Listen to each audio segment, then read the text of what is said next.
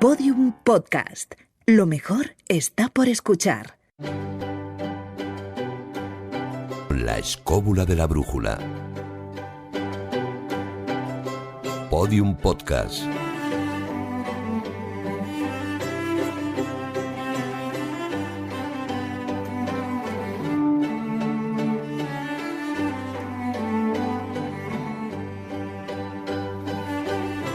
¿Qué tal? Bienvenidos, escobuleros, a una nueva edición muy especial de La Escóbula de la Brújula, programa ya 238, y digo especial porque hoy nos vamos de viaje. Y no nos vamos a un viaje cualquiera, nos marchamos nada más y nada menos que a los viajes de Marco Polo, un recorrido, Juan Ignacio Cuesta, que ¿por qué ciudad tiene que empezar? Si doy una pista, creo que está al norte de Italia, ¿verdad? Pues sí, evidentemente está en esa laguna llena de casas, una cosa singular en el mundo entero que se llama Venecia, una ciudad única en el mundo, con sus 5 barrios, con su laguna, con sus playas del Lido, en fin, y su puente de Rialto, ¿por qué no? Una ciudad a la que Juan Ignacio nos va a llevar más tarde. Hoy recibimos, es la primera vez que viene a los estudios de Podium Podcast, a Fernando López del Oso. ¿Cómo estás, Fernando? Pues encantado de no ser una voz al otro lado del teléfono y de ser una presencia corpórea y poder estar con todos. Y hoy nos traes un repertorio de bestias que son las que el propio Marco Polo contó que vio allá por sus viajes. Sí, animales inéditos para los europeos de la época y algunos que también serán sorprendentes para nosotros. A Marcos Carrasco le escucharéis a lo largo del programa de hoy. A mi derecha está Jesús Callejo. ¿Cómo estás? ¿Qué tal? Pues muy bien, dispuestos a emprender este viaje, que, como dicen los taoístas, un gran viaje empieza por un primer paso, y este primer paso yo creo que es único, sonoro y espectacular. Ahora ponemos un poquito de contexto histórico. Antes de nada, permitidme que os salude. Un saludo de quien os habla, Francisco Izuzquiza, en nombre también de Álvaro Eugena, a los mandos técnicos. También el catarro de un servidor, pido perdón de antemano, porque vamos a ver cómo llevamos este viajecito. Y como digo, cambiamos de música para dar un poquito de contexto histórico.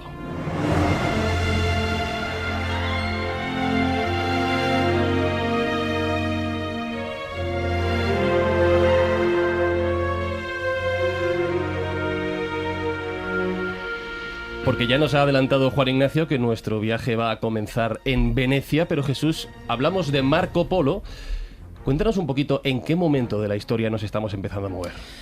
Nos estamos a mover en un momento que algunos especialistas han llamado la Edad Media, algo que duró solo 1000 años, y dentro de esos 1000 años estamos en el siglo XIII, que es cuando vive, bueno, él vive a caballo entre el siglo XIII y siglo XIV, pero es verdad que todas sus grandes aventuras se producen en este siglo, y estamos hablando de un personaje que es más que un viajero, es todo un referente. De hecho, muchos de los viajeros posteriores, incluido Cristóbal Colón, reconocían que llevaban su libro, ese libro de las maravillas, como libro de bitácora, porque él marca esa esperanza que todo el mundo quería, ¿no? El saber que había otras civilizaciones, otras culturas, otros animales y otras bestias exóticas. Pero claro, el que venía y lo contaba normalmente mentía como un bellaco. Y este hombre decía cosas que parecían creíbles y además lo demostraba. Con el tiempo no solo se convierte en uno de los grandes viajeros medievales, sino que se convierte en el abuelo Batallitas, porque cuando ya es un poco anciano en Venecia, pues a la gente joven que se acercaba por allí, pues le decían, cuéntanos tus aventuras de lo que hacías por allí con el Gran Khan. Y él, de la mejor manera que podía, pues contaba, añadiendo cosas de su cosecha, pues sus aventuras y sus desventuras. Lo milagroso, y esto es lo interesante, es que llegara a vivir 69 años. 69 años lleno de batallas, de naufragios, de conspiraciones y de viajes totalmente inhóspitos y peligrosos, como te puedes imaginar, como era la Ruta de la Seda, que es la que él recorre, pasando por multitud de lugares, pasando por supuesto por Jerusalén y por Roma, que son dos de las ciudades sagradas, emblemáticas, y luego llegando hasta los confines del mundo. Y los confines del mundo en aquel momento no era América, que no se había descubierto, era el Lejano Oriente. Y el Lejano Oriente hay una palabra por antonomasia que se llama Catay, a China. Claro, se me ocurre una pregunta con lo que dices. Evidentemente, ya solo ocurre cuando nos vamos de vacaciones 2 semanas. La típica historia de alguien, un compañero de trabajo, que ha pescado un pececito que mide 5 centímetros, pero cuando llega a su casa después del viaje, ese pescadito mide 15. Cuando llega a la oficina, ese pescadito ya mide medio metro, y a la quinta vez que lo cuenta es un pedazo de tiburón que no hay quien pueda con él, ¿no? Has dicho que Marco Polo fue añadiendo cositas. Así que supongo que una de las preguntas que hoy vamos a repetir es: de lo que dice, de lo que contó Marco Polo, ¿cuánto es cierto? Has dicho que es uno de los grandes viajeros de la historia, pero ¿se le puede llegar a considerar, no sé si uno de los grandes estafadores, pero por lo menos sí uno de los grandes exagerados de la historia? No, hombre, nunca un estafador. Hombre, es como buen cazador, exageraba, ¿no? Exageraba sus piezas y su caza. Es verdad que él viajó allí, pero fíjate que él tenía un apodo. Él tenía un apodo y le llamaban el millón. Sí, porque todo era un millón. Claro. O sea, ¿qué es esto? Tú, Fran, te imaginas allí el rodeado de churumbeles alrededor por allí, no solo de sus hijas, sino, en fin, de la gente que había generado toda expectación, ¿no? Y allí en sus tabernas venecianas, tomándose su hidromiel o su cerveza, pues él comentando, sí, hombre, porque en el Gran Khan tenía millones de rentas de oro, tenía millones de pájaros, tenía millones de súbditos. Entonces, pues al final estaba claro el mote. El millón. También es cierto que estaba en China. Allí todo es a lo grande. Claro. A lo mejor no era tan exagerado. Ahí está.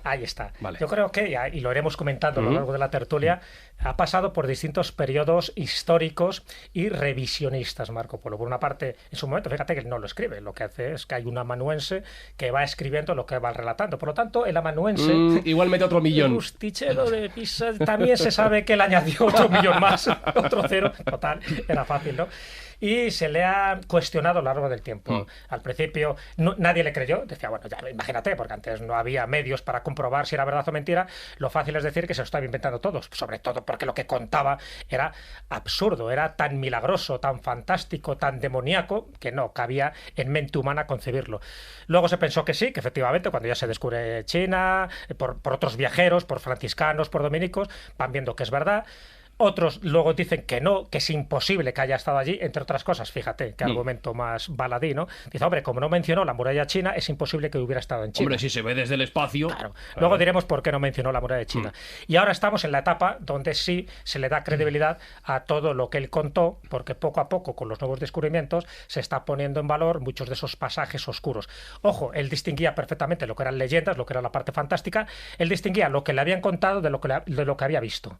Acuérdate la frase final, que yo creo que es importante decirlo, la frase final que dice al sacerdote cuando le va a dar la extremaunción y le dice, pero vamos a ver, arrepiéntete ahora, Marco, arrepiéntete, que has dicho muchas tontadas, que te vas a condenar, que tu alma está en peligro.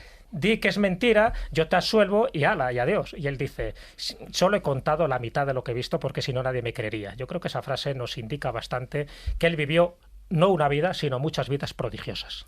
Pero yo creo que también su libro vive muchas vidas, ¿no? Muchas ediciones. Sí, hay que pensar que no sabemos si Marco Polo fue el primero de hecho, lo probable es que no fuera, no mucho fue, menos. Ya te digo yo que no.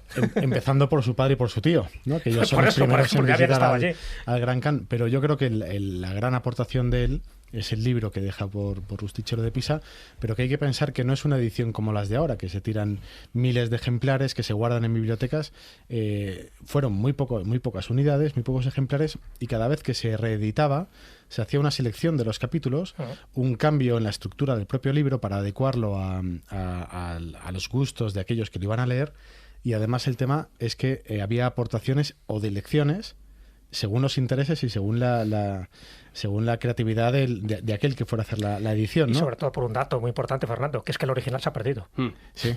Entonces, no si respaldo, tenemos claro. la prueba del delito, lo que hay son versiones. Y como tú bien dices, se han hecho más de 100 versiones. Luego Marcos nos hablará un poco de esos libros miniados, esos libros ilustrados. Pero claro, si no tenemos el original, pues evidentemente todo lo que se iba añadiendo era fruto de la cosecha de aquellos que hacían las ediciones. Además, los que fueron, digamos, haciendo crecer el libro poquito a poquito a base de sus propias aportaciones, tiraron también de literaturas anteriores. Particularmente hubo muchos libros que influyeron precisamente en el libro de las maravillas o en el libro de Marco Polo. Comentaba yo con Fernando hace unos días precisamente que los relatos de viajes en la antigüedad tienen una antigüedad bastante grande. No olvidemos que ya en aquella época se utilizaban textos como por ejemplo el de la Hora Marítima de Avieno, o textos como por ejemplo algunos anteriores y tal, que hacían ya unas descripciones, digamos, del mundo oriental. Aparte de que hay una aportación que no se puede distinguir. Tener en cuenta en el año que habían empezado ya las cruzadas, existía ya un flujo de Oriente a Occidente importante y evidentemente venían relatos normalmente exagerados. El millón. Claro, si pasa exactamente igual que hoy, es muy fácil, lo vemos en un caso cualquiera. Por ejemplo, un día yo pude observar, esto es una buena anécdota que nos permite comprender un poco cómo funciona la mente humana en este sentido. Un día una niña, pues resulta que se quedó en la puerta y su mamá no había llegado. Entonces la niña se fue para su casa y se sentó en la escalera. La mamá, cuando llegó y vio que no estaba la niña, empezó a buscarla. Alguien le dijo que la habían metido en un coche y que se la habían llevado. Otro dijo, no, pero resulta que un hombre se tiró a por ella y el coche casi la atropella, no sé qué.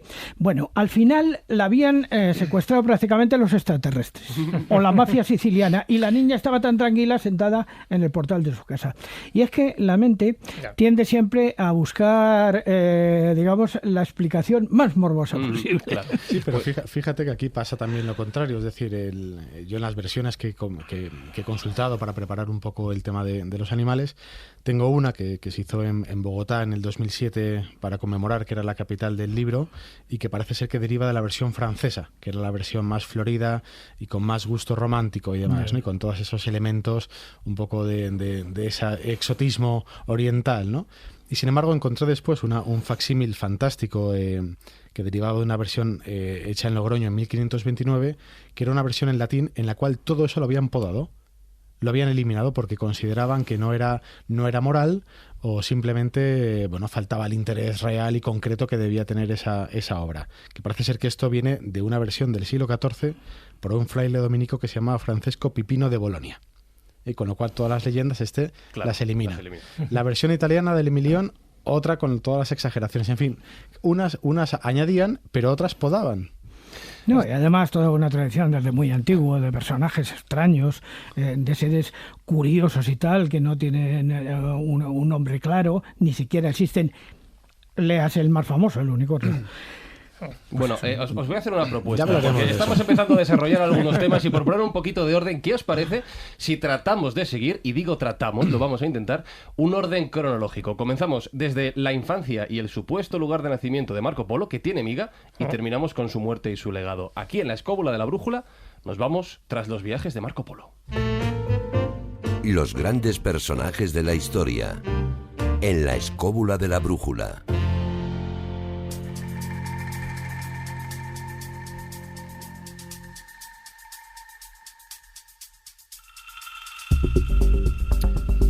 Porque Fernando lo ha dicho, hay casi tantos Marco Polos como tradiciones existen, casi voy a decir como países existen, donde se ha conocido su historia y su leyenda, y todo comienza en el mismo momento de su nacimiento. Porque todo el mundo da por sentado, o todo el mundo que se ha interesado por la historia da por entendido, que Marco Polo nació en Venecia, pero yo lanzo la pregunta, ¿podemos estar 100% seguros de esto, Jesús? No, al 100% no, porque en uno de mis viajes estuve hace unos años en Croacia, y uno de los lugares que visité es una isla que se llama Córčula.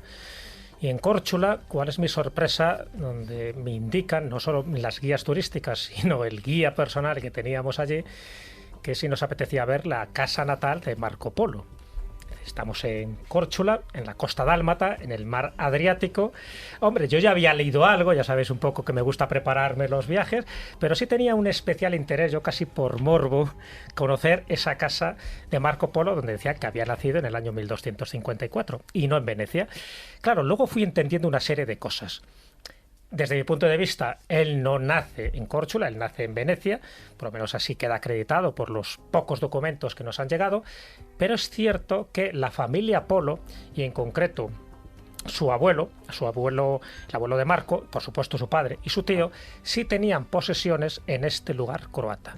Y cuando digo tienen posesiones es que en Córčula tenían pues una pequeña empresa naviera que administraban, y que eso además formaba parte de la Serenísima República de Venecia, porque Venecia en aquella época, estamos hablando del siglo XIII, siglo XIV, formaba parte de, eran territorios, ya sabéis que no había una Italia unificada, eso hay que esperar ya hasta el siglo XIX, pero todos eran como repúblicas independientes, se llevaban mal entre ellas, la de Génova y la de Venecia, luego contaremos, en fin, acaban a palos, y de ahí que venga un poco la tradición de que posiblemente Marco Polo, hombre, y por eso también cada uno arrima la ascua de su sardina, el ascua a su sardina, porque le interesa reconocer a nivel turístico que esa es la casa de Marco Polo. Solo tiene un pequeño defecto, que la casa natal de Marco Polo es del siglo XV.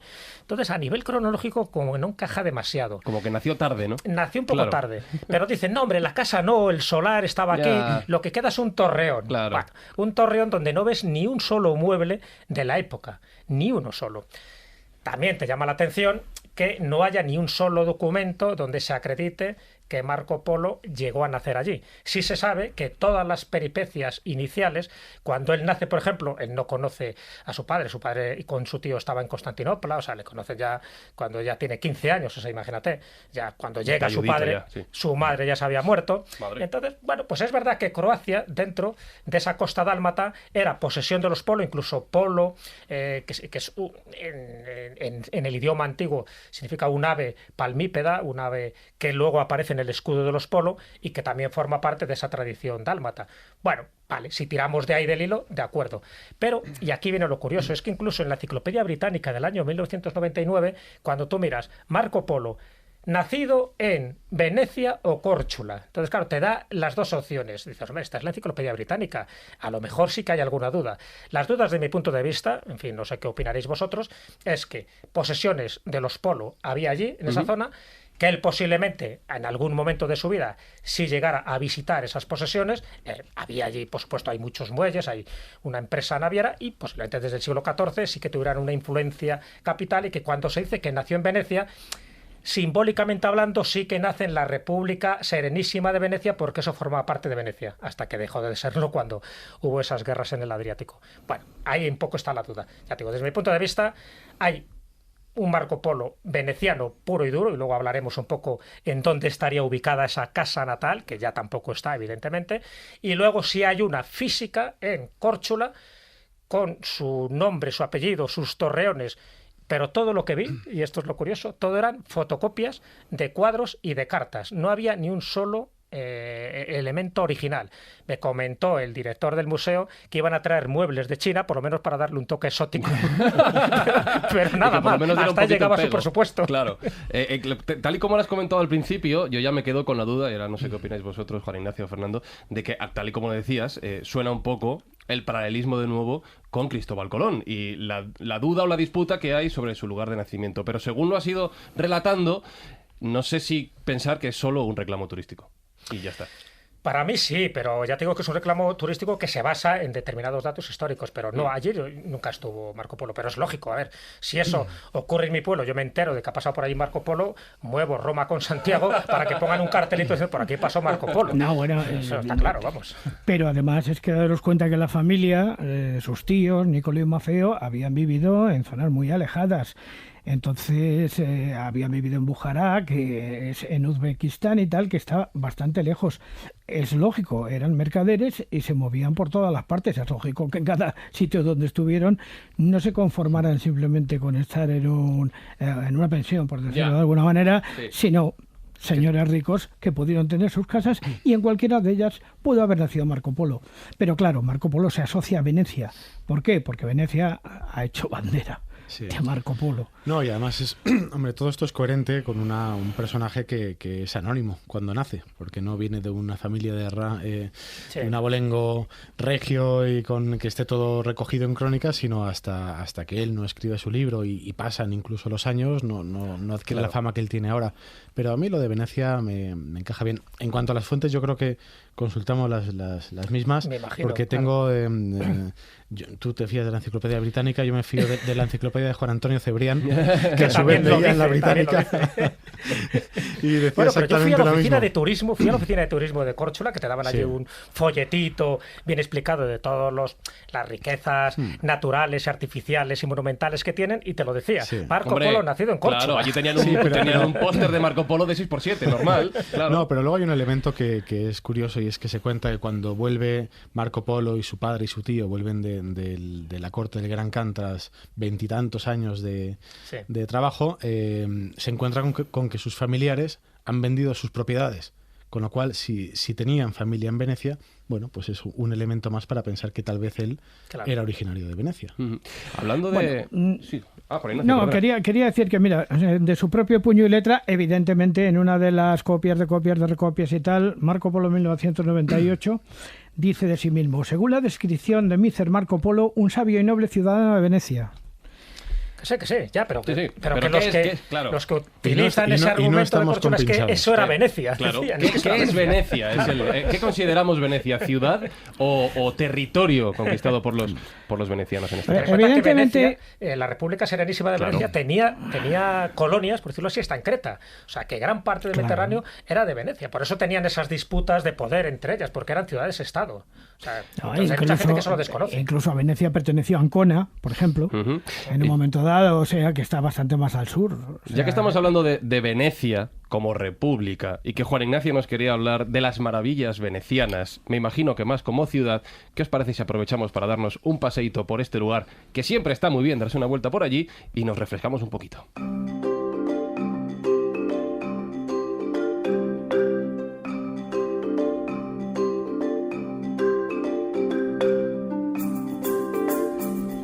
Porque Venecia como ciudad, Juan Ignacio, como lugar para dar una vuelta, solo para dar una vuelta, ahora me entenderás lo que te quiero decir, en un fin de semana te lo has visto. Eso te iba a decir. En un fin de semana te lo has visto. Ahora, como empieces a querer ver todo lo que hay guardado y escondido dentro de Venecia, ¿para cuánto tiempo tenemos? Es muy difícil, es muy difícil. Yo tengo que confesar que mi estancia en Venecia fueron 3 días y que procuré pateármela enterita, porque no es muy grande. Enterita. Ahora, ¿te chupaste escalones? Entonces, bueno, sí, claro, es una cosa tremenda, porque allí Venecia es una ciudad, lógicamente, que está estructurada en torno a lo que todos conocemos en este momento, que es una red ramificada tremendamente de canales cubiertos con puentes, algunos que tienen historias verdaderamente curiosas. Pero además, antes de entrar en la descripción de una ciudad como Venecia, que es una ciudad singular en el mundo, habría que decir que hay dos opiniones, evidentemente, sobre Venecia. Una es los que vamos a Venecia a contemplar sus maravillas, y otra es la de los venecianos. Los que vamos a contemplar sus maravillas, que solemos estar 3-4 días, incluso un mes, pongamos así, decían: ¡oh, qué maravilla Venecia! Los venecianos no opinan lo mismo. O sea, a veces están hasta las narices de Venecia, porque hay momentos que Venecia... Sobre todo en carnavales, ¿no? No, en carnavales es el momento, yo creo que ellos están más a gusto y tal, pero hay momentos, por ejemplo, que son muy desagradables. Por ejemplo, en el verano, a nivel de mosquitos, a nivel de olores. No olvidemos que es una ciudad, además, que tiene que estar en continuo retoque, porque es una ciudad que poquito a poquito se está hundiendo. Entonces, una ciudad que nace de alguna manera por buscar de alguna manera una forma de defensa que constituían las islas del mar, pero que tiene una vocación netamente comercial. Y que precisamente eso se ve. Todo Venecia es un comercio. Hoy día ya no. Hay muchas zonas residenciales, hay muchos sitios donde la gente simplemente va a trabajar, gente que se coge el metro y se van a otras ciudades y a otros sitios y tal, pero antiguamente Venecia era un comercio, y un comercio que se, centraba en 3 sitios, para mí 3 sitios principales. Uno sería la Plaza de San Marcos, evidentemente, porque no podemos entender Venecia sin San Marcos y su león. En la Plaza de San Marcos, el otro lugar, desde luego, el Puente de Rialto, porque ahí era donde se hacía la transacción fundamentalmente de joyas y de materiales preciosos. Por cierto, se sigue haciendo. Hoy día, si uno va a Venecia, se da cuenta de que en esos pequeños puestos de madera que parece que no tienen importancia, está Tiffany's, está Constantin Manecherón, está Yves Rocher, o sea, hay casas... Esos negocios no se hunden, ¿no? Pues no parece en principio. Por cierto, ¿no hubo una copia del libro de Marco Polo en el Rialto? ¿Una copia encadenada para que estuviera a disposición? Eso se contó. Pero quién sabe, yo desde luego no tengo constatación. Lo que sí que hay en lo alto lo alto del Rialto es una estatua de Benvenuto Cellini, eso es cierto, que es una fuente, precisamente. Y luego el tercer barrio, yo creo que era el barrio de los comerciantes pobres, que es el Canarello. El Canarello, que es el primero que uno se va a encontrar cuando llega hoy día a Venecia en tren. Cuando llegas al Piazzale Roma, a partir de ese momento, olvídate, ya no puedes entrar con el coche más allá. Venecia está totalmente prohibida a los automóviles, excepto los servicios y tal, y todo se sustancia evidentemente a través de los canales. Los taxis son barcas, evidentemente, los autobuses son barcas, el Vaporetto, el famoso Vaporetto. Algunos incluso tienen recorridos largos y un poco caros, ¿no? Y el andar mucho, porque las calles son muy estrechas, son calles medievales, son pequeñas. Y luego esos pequeños puentes que tienen su pequeña leyenda, como por ejemplo el Puente del Diablo, donde dicen que el diablo se ponía allí y no dejaba pasar por la noche. Tiene esa mala costumbre. Sí. Y luego algo que va a llamar muchísimo la atención en Venecia, nada más entrar, que son las tiendas en donde se venden máscaras por todas partes de carnaval, la típica máscara esa del pelícano, ya todo por entendernos de alguna manera, ¿no? Y ojo, algunas son de un recamado y de un son artísticas, son tremendas. Artísticas y casi algunas obras maestras de... Y luego algo que todo el mundo conoce de Venecia, evidentemente, creo que es una imagen de marca de Venecia, son los gondoleros que están ahí subidos en su barco con el Io sole mio stai fronte. Qué buen gondolero sería Juan Ignacio Cuesta. Que por cierto es una técnica difícil porque se maneja simplemente con un mástil jugando con el timón. Eso es un arte que se aprende de padres a hijos, claro, y además cantando. Claro. Aparte de que, claro, lógicamente el tráfico entre canales es complicado porque cada vez que hay que pasar por debajo de un puente y se cruzan dos góndolas, tienen ellos un código no escrito establecido para saber quién es el que tiene que pasar primero. Es curiosísima, Venecia es curiosísima. Yo me quedé verdaderamente extasiado. Y además me metí en todos los tiberios habidos y por haber, o sea, busqué por todas partes y tal, y encontré iglesias que la gente no suele visitar, como la magnífica iglesia de San Juan, o al principio una en Canarello que hay, donde vamos a encontrar nada más ni nada menos que una copia de la Santa Teresa de Bernini, en mármol gris, sí. una verdadera joyita. Que el original está en Roma. Claro, y además allí te venden, en esa misma iglesia te venden un montón de perfumes, de jabones que hace la gente, porque es que en Venecia también es una ciudad de mendigos. O sea, te están pidiendo por todas partes. Sí, o sea, y los gondoleros te pegan unos sablazos por todas partes. Por todas partes, claro, también. Sí. ¿Sabes el truquito para montar en góndola, no? Claro. No sé cómo se llama, la góndola que cruza de un lado a otro del canal, que cuesta €0,5 en realidad, no como la góndola, el paseo de verdad, que te cuesta muchos euros. Por €1,5 te montas. Es un minuto, pero te montas en góndola y te haces la foto. Bueno, truquito, ya lo sabéis. Buen para truco. La próxima vez. Bueno, a mí en Venecia no me interesaba tanto las góndolas. Las góndolas está bien, es una atracción turística. Me interesaba patear las ciudades, ver los nombres de las calles, meterme por auténtico laberinto, es un laberinto, ¿eh? Ojo que para ir de San Marcos a Canarello, como no andes espabilado, por eso han puesto en Venecia un montón de carteles que te van indicando la dirección, porque hay calles que no miden más de 40 centímetros. Que es que se dice pronto. Además hay alguna cosa, una anécdota que no olvidaré nunca. En Venecia, además, los pájaros tienen un morro que se lo pisan. Veamos. ¿Pero cómo? Creí que era pico. Desarrolla esto. Sí, paramos en una pizzería, en una de las piazzale, en una de las pequeñas piazzale que estábamos allí a tomar nuestra pizza. Yo pedí mi pizza y según me la trajeron, vinieron 3 o 4 gorriones, cogieron su cachito y se largaron. Evidentemente, como allí no tienen peligro y están acostumbrados a ello, pues se llevan su ración. Pero si tienes que quedarte, porque queremos hablar de las maravillas de Venecia, ya hemos dado la vueltecita, pero si te tienes que quedar con algunas de las cosas que viste allí, has mencionado la Plaza de San Marcos. Bueno, cada uno va a lo suyo. Cada uno va a lo suyo. A mí hay 2 sitios de Venecia que me dejaron verdaderamente impactado. Una fue la iglesia masónica.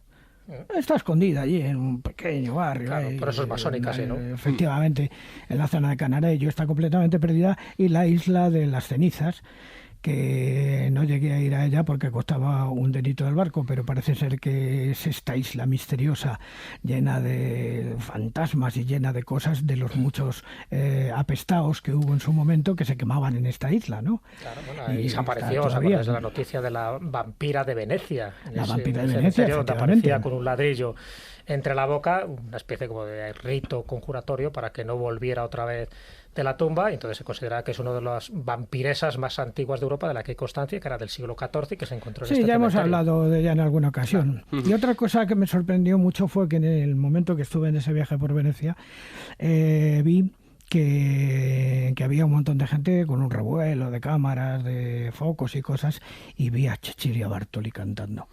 Eso no lo podré olvidar nunca. ¿De Marco Polo viste algo? ¿Fuiste a ver su casa? No, sí, bueno, pone allí la casa esta que pone casa de Marco Polo, pero no iba yo interesado en el tema de Marco Polo. Yo lo que quería era patear la ciudad, preparar una futura visita y ver un poquito por qué. Al igual que otros pueblos que hay sobre la tierra, como por ejemplo el portugués o algunos otros, o el extremeño, la vocación de los venecianos tenía la de expansión, la de largarse, la de convertirse fuera. Seguramente son descendientes de fenicios, eso, vamos, no es científico, pero... Comerciantes, claro. No, pero es curioso lo que dice Juan Ignacio. Cuando alguien va a buscar la casa natal de Marco Polo hay una en Venecia, pizzería. Claro, lo que hay es... sí, bueno, tú estás obsesionado con las pizzerías y los gorriones lo saben perfectamente. Por cierto, Venecia va muy mal para el que tenga reuma. Mira, se llama exactamente Albergo Malibrán. La casa de Marco Polo, Claro, aquí tenéis claro. la foto. Sí, es lo que se iba a comentar. Lo que queda es el solar, parece ser que se sabe dónde estuvo ubicado, además muy cerca del Puente Rialto. Pero si alguien va a ver la casa natal de Marco Polo, no la va a encontrar como tal. Sí va a encontrar, por ejemplo, la casa de Tintoretto o la casa de Carlo Goldoni, uno de los grandes escritores italianos, o incluso la casa de Mariano Fortuny, que estuvo allí una temporada. Pero no va a encontrar eso. Entonces, hasta donde yo creo que ese solar lo comparte, bueno, aparte de la pizzería, lo comparte una panadería. Bien. Y lo comparte ese teatro Malibrán, que por cierto recibe el nombre de una cantante de ópera española. Es un poco como pasa en Cuzco. En Cuzco, en la plaza de armas contemporánea, era la antigua Huacaipata, que era el lugar donde se llora, era la plaza central, Sí. que estaba rodeada por todos los palacios de los príncipes inca. Y algunos de ellos se han convertido en iglesia, está la catedral, etcétera. Pero uno, que si no recuerdo mal, es el Palacio de Atahualpa, es un restaurante. Y los muros y la parte del sótano, del basamento, son los muros inca originales. Entonces puedes verlos, puedes tocarlos, incluso estás comiendo allí, en el Palacio de Atahualpa, y es un restaurante mientras te están sirviendo un Es ceviche. un toque histórico. No, pero esto es curioso. Bueno, aquí en España tenemos multitud de ejemplos, pero es curioso cómo estos grandes personajes, al final la historia les juega una mala pasada y en lugar de ser reconocidos como, en fin, como las grandes autoridades, en este caso, de la exploración y de los viajes exóticos, pues quedan un poco marginados y solo es con el tiempo, posteriormente, cuando se recupera su memoria. Pero claro, cuando recupera su memoria y les pones en valor, ya su casa natal se ha derruido, como ha pasado en este caso, y su tumba ya no está en la iglesia de San Lorenzo donde se le ha enterrado, sino que en un osario común. Entonces, bueno, pues pasa eso, pasa con los grandes personajes. Pasó con nuestro Cervantes, con Lope de Vega, con Calderón de la Barca, con Velázquez, y a ellos le pasó con Marco Polo. Fíjate que uno de los personajes, quiero decir, uno de los lugares más emblemáticos de toda Venecia, hay dos sitios que son emblemáticos y todo el mundo visita, quizá porque el turista no es el viajero, el turista tiene una tendencia a buscar este tipo de cosas. Es la placa del lugar donde murió Félix Mendelssohn de un ataque al corazón y el lugar donde se rodó la última escena de Muerte en Venecia. La gente suele ir allí y tal, y te lo venden pues, pues con toda tranquilidad. Y puede que a la entrada de Venecia, en el puente de Calatrava, que me alegro que no lo hayáis mencionado, porque ya dedicaremos otro capítulo aparte a este crimen estético, os encontréis a Juan Ignacio Cuesta deleitándonos con alguna música típica de allí. ¿Qué nos vas a tocar? Bueno, no, esto no es exactamente típico de allí. ¿No? Vamos a ver, yo he estado buscando entre la música veneciana, la música de carnaval, y no me convencía nada de lo que he encontrado, porque era todo en una clave que yo no tengo tono y tal. Pero sí me he encontrado con un documento que decía que en la época de Marco Polo lo que se puso de moda fue empezar a cantar. Los trovadores venecianos cantaban el cantar de los cantares, quizá por la influencia que venía desde las cruzadas y tal. Entonces he hecho una pequeña recreación de uno de los pasajes más hermosos del cantar de los cantares, que antes de nada quiero comentar, que es el precedente de otras poesías que luego a lo largo del tiempo han pasado a formar parte de nuestra cultura. Por ejemplo, de La noche oscura del alma de San Juan de la Cruz y de algunas otras. Esta en concreto, lógicamente, se atribuye al rey Salomón, lógicamente porque pertenece a la Biblia. Y en la traducción Reina Valera he encontrado un precioso elemento que podemos traer aquí. A lo mejor no sonaba así, pero... Y sí. Eres un jardín cerrado, hermana esposa mía.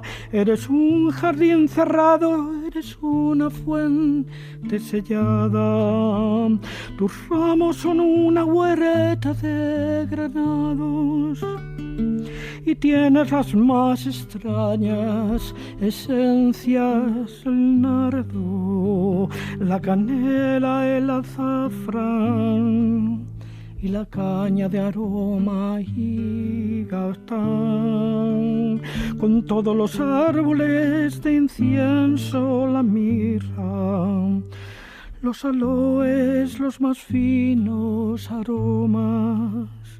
Eres la fuente de mi jardín, la cisterna de las aguas vivas que del Líbano manan.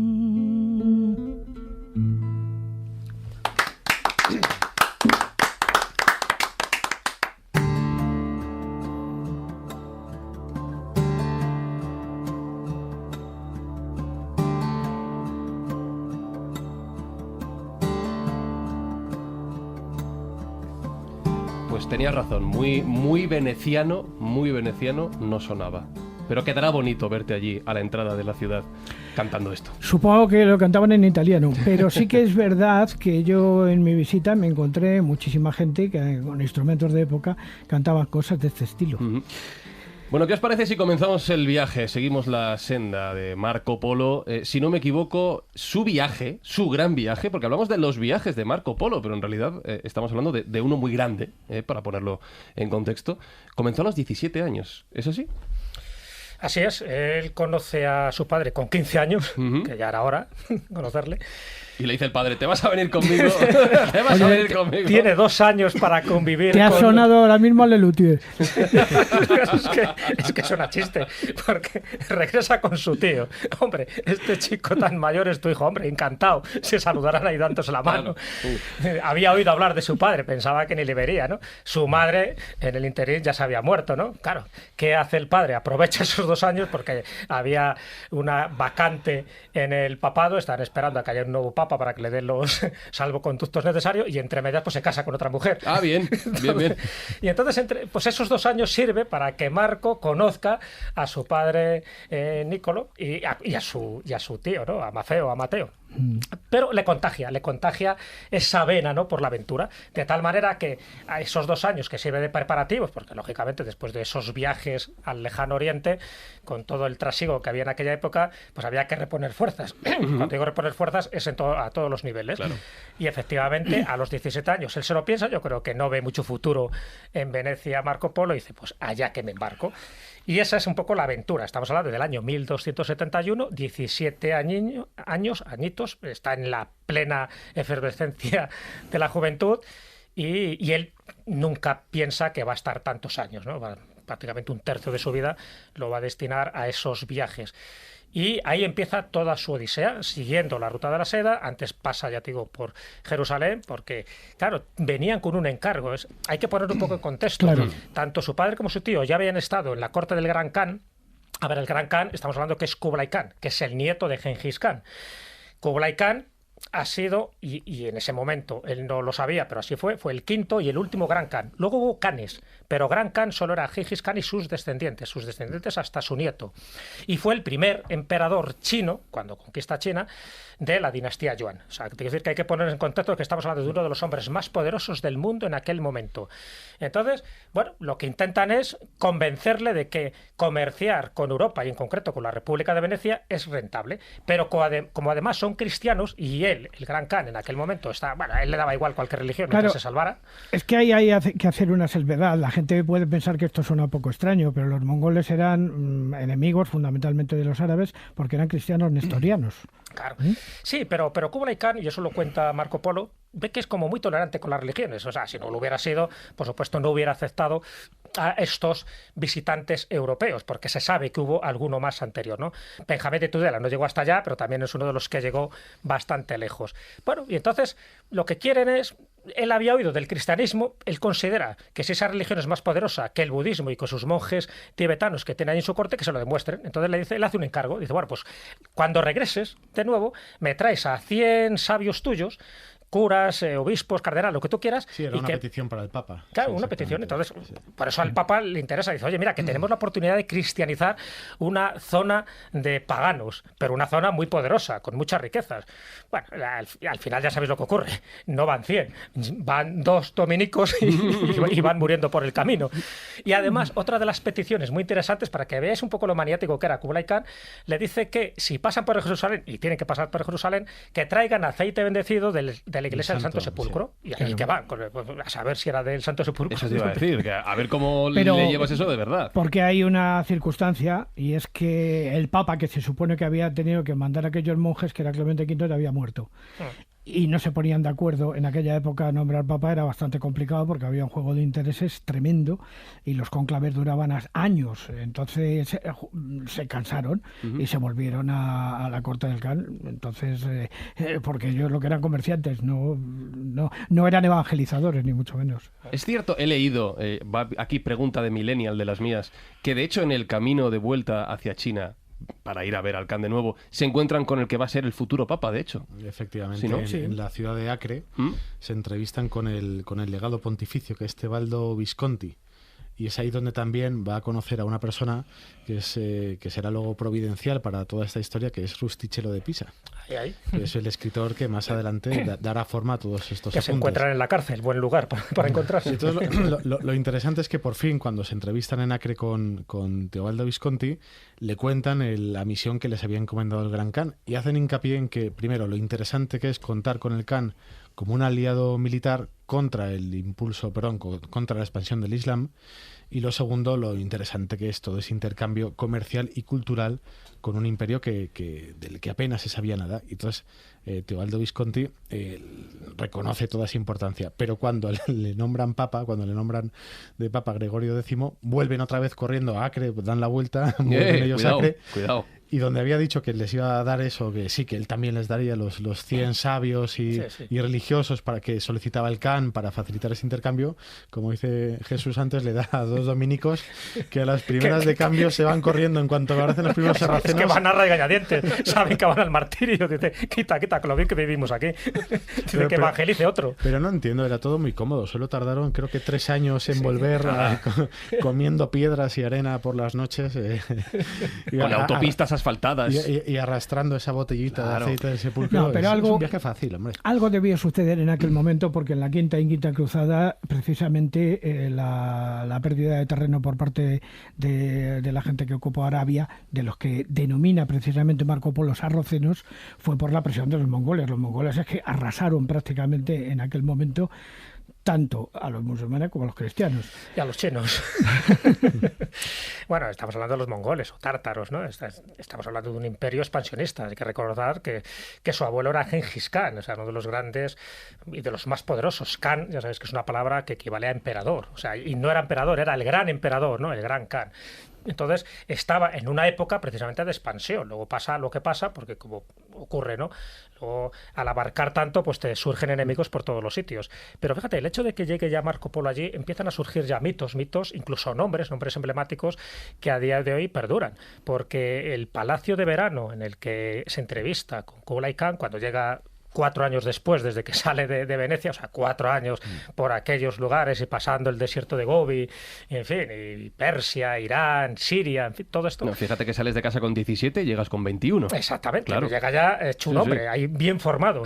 Bueno, y pues un viaje a pie, además, y a pie. claro. Bueno, eran las caravanas, sí, con las caravanas de la ruta de la seda, porque había que buscar también los oasis, había que buscar un poco comodidad dentro de las pocas comodidades que había en aquel momento. Y donde se entrevista es en el Palacio de Verano. ¿Sabes cómo se llama el Palacio de Verano? ¿Cómo? Sanadú. ¿Ah, sí? Claro. Shandú, bueno, realmente es Shandú, pero bueno, eso se dicho traduce mongol, como claro. Sanadú. Claro. Entonces ves que ya se convierte en un nombre mítico que, bueno, luego ha servido para, bueno, si habéis visto Ciudadano Kane, cómo se llama su residencia, sí. Palacio, Sanadú, por no hablar de un parque que hay a las afueras de Madrid, por no hacer publicidad. Bueno, prefiero que Sanadú se convierta en un nombre exótico como Samarcanda y como lugares así. Y Sanadú era el lugar de veraneo del Gran Khan. Y ahí lo que encuentra Marco Polo, claro, es un mundo de maravillas. De ahí que se titule también un poco el libro de las maravillas. El libro espectacular, ¿no? Donde le va añadiendo ceros a todo lo que encuentra, porque él parte de un lugar, pues bueno, más o menos reducido, como era Venecia. Ha pasado canutas todas las peripecias del mundo hasta que llega allí, y cuando llega allí, que le reciben estupendamente porque, hombre, ya ha tenido 2 embajadores, que su padre y su tío, cuando llega allí se encuentra con todo tipo de lujos. O sea, un señor, el Gran Khan, que tiene, aparte de 4 esposas especiales, 100 concubinas que le hacen de todo, y que tiene riquezas por todos los sitios, y que su salvoconducto sirve para que penetre en cualquier territorio. Entonces, a él se le abren los ojos de par en par, porque no solo ve riquezas, no solo ve una oportunidad de prosperar, a él le ofrecen, por supuesto, todo tipo de bienes, porque le convierten en una especie de secretario personal de Kublai Khan, lo cual es muy peligroso, porque al convertirle en secretario personal, incluso lo hace gobernador de un territorio durante 3 años, le acarrea muchos enemigos. Entonces, eso que va describiendo él poco a poco es todo un mundo como si nosotros ahora, de la noche al mañana, fuéramos a otro planeta. Es decir, todo lo que vemos es nuevo. La opulencia, el lujo. Claro, además es que está todo concentrado en torno a la figura del Gran Khan, con lo cual todo eso que primero es nuevo, es novedoso, lo veremos con los animales, ¿no? Algunas de las cosas que él describe están fuera superan a cualquier equivalente en una corte europea, ¿no? Y todo exótico y encima multiplicado por 1 millón prácticamente, ¿no? Y todo concentrado en torno a esa corte de la cual él forma parte, claro, es fabuloso, ¿no? Además, él le hacen embajador porque en ese viaje de 4 años aprende varios idiomas. Entonces, habla, no sé si será veneciano de partida, pero además mongol, turco, persa y algo de chino. Claro. Es un chico bien despierto. Sí, lo único que decía que no sabía es que no sabía leer el chino como tal. Pero una cosa es que no sepas leer el chino y otra es que no hablar al chino. Claro. O sea, es verdad. A ver, si no eras políglota allí, era... De todas formas, también tenía traductores, lo primero que llegan. Fíjate que, a pesar de que era veneciano y que supuestamente tenía que hablar el italiano, la lengua que se hablaba en Europa, en la Europa culta de aquel momento, era el francés provenzal. Y de hecho la obra, cuando la escribe Rustichello de Pisa, no la escribe en italiano, la escribe en francés provenzal, porque era la lengua diplomática, como el inglés es actualmente. Entonces él tiene facilidad para aprender idiomas, es verdad que parte de una edad pues un poco receptivo, como una esponja, y eso le permite acercarse a muchísimos lugares y ver las conjuras internas que había. Eso tiene una razón y además es completamente lógica. ¿Por qué se usaba el francés provenzal? Porque era el idioma de las cruzadas. Claro, al final eso es lo que manda. Habéis hablado y vais a hablar ahora de las maravillas que ella encontró, de los animales que nos va a contar Fernando, pero quiero hacer hincapié en lo que es la propia figura de Marco Polo, no lo que fue, sino lo que él contó a su regreso. Habéis comentado, por ejemplo, que fue nombrado gobernador, cosa de la que tampoco se está 100% seguro, o esto sí que es verdad. ¿Fue gobernador realmente allí? ¿Hay datos fehacientes que lo confirmen? Yo creo que al contrario, ¿no? Que precisamente cuando se ha investigado en la figura y aparece en los registros de la ciudad, no aparece, no figura él como gobernador en esa época. Exactamente, es una de las... Pero quizá era otro cargo distinto, no lo sé.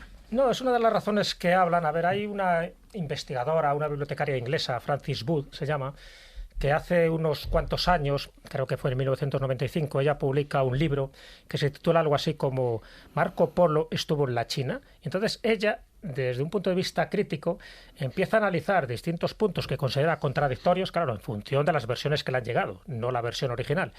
Y Frances Wood pues llega a la conclusión de que muchas de las cosas que cuentan como que resuenan un poco a falso, o que alguien ha añadido cosas que él no contó. Claro. El millón famoso. Entonces, una de ellas es que dice, bueno, si fue gobernador de Jiangsu, en fin, este territorio, y no 1 año ni 2, sino hasta 3 años, deberá haber constancia en los registros. Entonces, ella, que analiza esos registros chinos, ve que no hay ninguno que se llame Marco Polo o algo parecido. Entonces, eso, junto con que no menciona la muralla china, que no menciona que a las niñas chinas se las vendaban los pies con esta tradición tan salvaje que había en aquella época, que no menciona los palillos, por ejemplo, para comer, que no menciona los cormoranes, por ejemplo, que era una práctica de pesca que se utilizaba en aquella época. Bueno, que no menciona el té, por ejemplo. Le llama la atención a Frances Wood y entonces llega a la conclusión de que realmente sí que debió estar en alguna zona limítrofe del Imperio Mongol, pero que no llegó a estar realmente allí. Bueno, eso ha quedado totalmente contrastado con, y por supuesto la han puesto en su sitio a Francis Wood, porque luego se han descubierto más documentos donde sí se sabe perfectamente que estuvo, porque relata cosas que era imposible que contara un occidental si no había estado allí presente.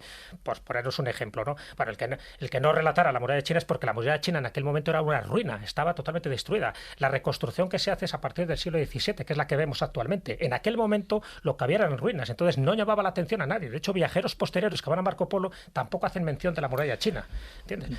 Entonces, una de las cosas que él menciona, que es lo que dice que le da credibilidad, es, por ejemplo, que había como una especie de tipos móviles de imprenta, y que estas maderas que se hacían para los tipos móviles de imprenta, antes de que aquí todavía se hubiera inventado la imprenta, se hacía con la corteza de la morera. Entonces, son datos tan específicos que era imposible que lo supiera que alguien por ciencia infusa. Es decir, tenía que ¿Eso no era lo del papel moneda?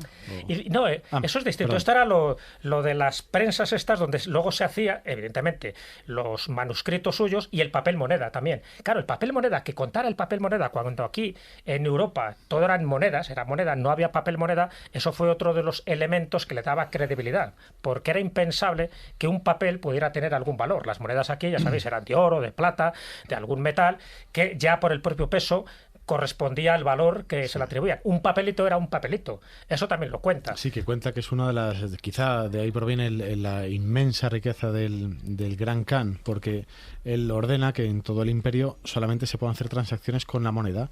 Entonces la moneda la imprime de unos papeles que consigue hacer con la corteza de unos árboles, a los cuales pone el sello real, y son como los billetes. Entonces todos los mercaderes extranjeros que importan sus productos, que exportan sus productos al imperio, son pagados en ese papel moneda.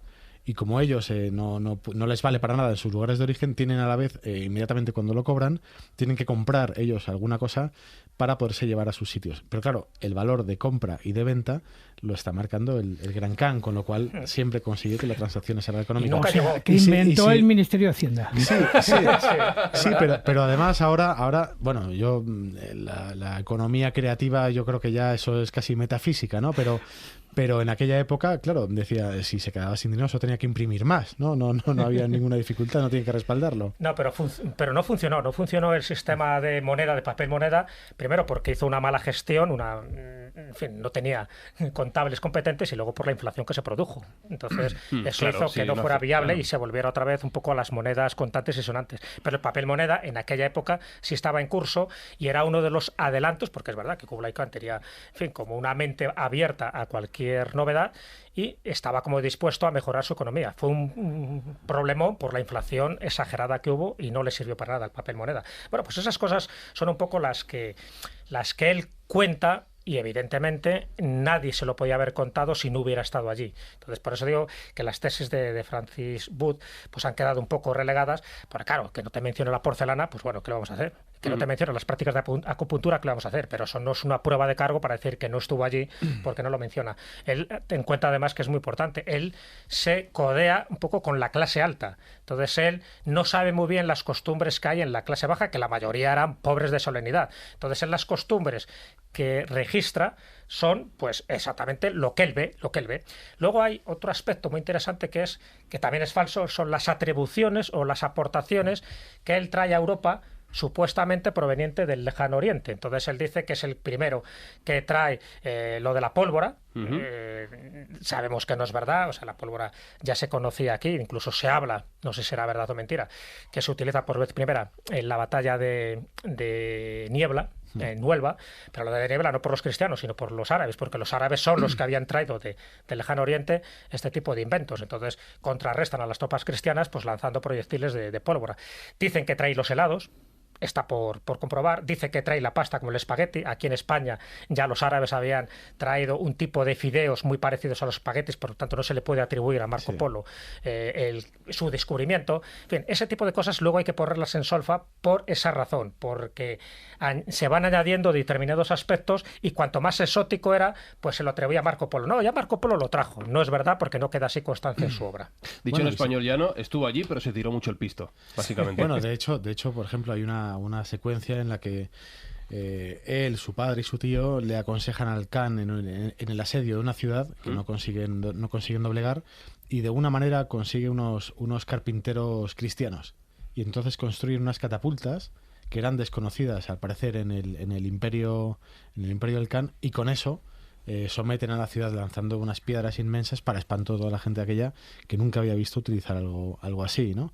Y eso lo refiere, pero es curioso porque yo cuando estaba hojeando el libro, buscando todos esos rastros de animales, me llamó mucho la atención el tema de la pólvora, porque yo al menos no he visto un capítulo en el cual él refiere algo tan espectacular como la pólvora, ¿no? Como una explosión, como esos fuegos de artificio. La pólvora era conocida desde tiempos muy antiguos y tal, porque como bien ha dicho Jesús, había circulado como uno de los elementos de... Sí, pero él no la menciona específicamente. Sí, no la menciona, pero vamos, solo quiero contar un poco. Sí. En el libro que hice sobre alquimistas y tal, seguí un poco el rastro de cómo nace la pólvora. Y la pólvora efectivamente viene del Extremo Oriente y tal. Lo que pasa es que allí no se utilizaba prácticamente con fines bélicos, sino con fines festivos. Claro, en principio. Sí. Claro, pero que tampoco aparecen referidos fuegos artificiales, que para un occidental eso hubiera sido un espectáculo grandioso. No, eso fue después, eso ya fue los viajeros que fueron después de él, que de los que sí tenemos crónica de alguna manera. La pólvora se empieza a utilizar ya como medio ofensivo, como dice Jesús, en época de los árabes, con unas pequeñas culebrinas, pero donde realmente la pólvora empieza a funcionar como elemento de agresión brutal es en el asedio de Granada, con los cañones diseñados por Da Vinci, que le entregó directamente al gran capitán, a Gonzalo Ferrando de Córdoba. Claro, pero ya estamos hablando de 2 siglos después. Que estamos hablando de que la pólvora sí era una curiosidad, pero todavía no se sabía muy bien qué hacer con ella. Dentro de todo esto os tengo que hacer una pregunta que habéis tocado ya tangencialmente. Él dijo ser el primero en traer muchas cosas, pero también se decía, ya lo habéis comentado, que fue el primer europeo que había estado por allí. Habéis mencionado ya 3 nombres, empezando por su padre y por su tío. No fue ni mucho menos el primer europeo que estuvo por estas tierras, ¿verdad? No, ya he citado antes también a Benjamín de Tudela. Benjamín de Tudela, que es anterior, estamos hablando del siglo XII, es verdad que no llega tan lejos, por lo menos no hay constancia, porque él deja una crónica de sus viajes. Él era judío y lo que hace es comunicarse con las comunidades judías que hay por allí. Entonces se sabe que llega hasta Bagdad, claro, se llega a los confines del Imperio Persa, pero no se sabe si llega mucho más allá, ¿no? Pero bueno, al fin y al cabo eso es Oriente. Se sabe, por ejemplo, que estuvo antes del Jacobo de Ancona. Jacobo de Ancona, lo para que su periplo ha pasado desapercibido hasta hace muy poquito. Él era un toscano que viaja en 1270, por lo tanto estamos hablando de esa época, pero un poco antes, de 1270 a 1273, recorre Asia, llega hasta Zaitún, que estaría al sur de la China, y él escribe un libro que yo tengo, que lo publicaron hace muy poquito, en el año 1997, y es un libro que se llama La ciudad de la luz. Entonces él cuenta todas las cosas extrañas que él ve en Zaitún, en el sur de China, pero que son muy representativas de las costumbres, de los usos y de las supersticiones incluso de lo que él presenció. Por lo tanto, esa sería anterior. Y luego está el famoso franciscano Juan de Plano Carpini, que fue enviado por el Papa Inocencio IV, precisamente eso, a negociar la paz cristiana con el Khan mongol, y eso lo hizo a mediados del siglo XIII, por lo tanto antes. ¿Qué ocurre con este tipo de viajeros anteriores? Que no dejaron nada escrito, o lo que dejaron pasó desapercibido. Entonces no hubo esa repercusión mediática que tuvo el libro de Marco Polo, porque se convirtió en un bestseller. O sea, se convirtió en un bestseller porque estaba en el lugar adecuado, se difundió de la forma que había que difundirlo, que era lo que te decía, como el abuelo Batalletas, porque no solo consiste en escribir un libro, luego consiste en contarlo. Él tuvo la suerte de que vivió lo suficiente unos cuantos años después para poder recrear todas sus aventuras, y eso hizo que se extendiera, nunca mejor dicho, como la pólvora. Claro, y tiene también un interés, y es que él lo escribe con un criterio económico. Es decir, él viene de una familia de comerciantes, y él lo que está planteando también con aquello es una posible ruta comercial y una descripción etnológica de los lugares, de las actividades, de los tesoros, de las riquezas económicas que hay en las diferentes regiones del imperio, y eso, claro, moviliza a los que van después, como Cristóbal Colón, por ejemplo, que se sabe que tenía un ejemplar totalmente lleno de apuntes y demás para planificar su viaje, y otros, pues bueno, para movilizarse, con lo cual ese interés comercial para todos los que van a ir detrás es una de las cosas que favorece la difusión del libro. Además hay algo muy interesante. Claro, es que la gente que se adentraba allá de los mares, o más allá de los límites conocidos o civilizados, lo lógico es que murieras.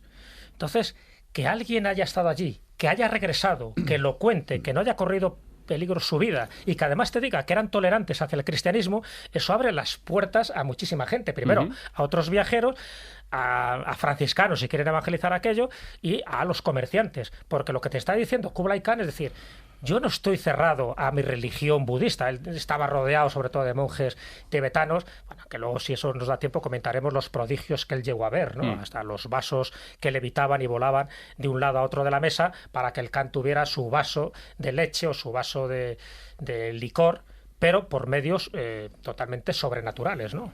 Bueno, ¿cómo lo hacía? Pues eso le dejó sorprendido a Marco Polo. Entonces, eso te abre la puerta de la esperanza, porque, o sea, este hombre regresa, no ha corrido peligro, salvo los naturales de los bandidos, y encima nos está diciendo que hay un señor allí que está abierto a que lleguen más cristianos y que lleguen más personas que puedan comerciar con él siempre y cuando tengan algo que ofrecer. El problema es que les ofreces a ellos que no lo tengan, claro, porque lo tenían todo. Estoy pensando que esto es bueno y pensando en la mentalidad de la época, si te crees ese discurso. Porque sabiendo cómo eran en aquellos momentos y sobre todo cuando hablamos de religiones, no sonaba todo, no era todo tan bonito como en este caso podía sonar. Te lo podías creer o no. Luego, afortunadamente, se abrió la... No, a él no le creyeron, ¿eh? A él no le creyeron. De todas maneras, siempre estamos con el tema de la falta de documentación. El historiador funciona con documentación o por indicios o por excavaciones, en fin, por la labor de la arqueología. Se sabía perfectamente qué era lo que había más allá y se sabe desde la época de Alejandro Magno, por lo menos que yo sepa.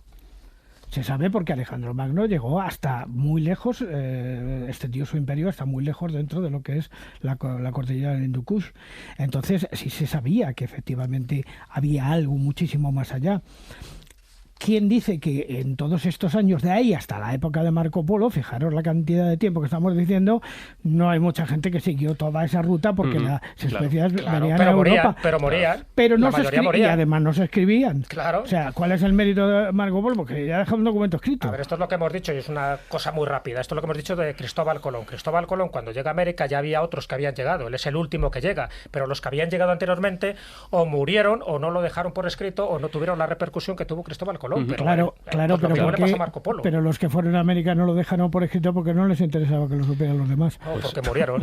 Marco Polo sobrevivió, Marco Polo volvió, Marco Polo escribió, entre comillas, todo lo que vio, y entre lo que vio hay cosas creíbles e increíbles. Y ahora vamos a hablar precisamente de las maravillas que encontró por el camino. La escóbula de la brújula. Un podcast para viajar a mundos inimaginables.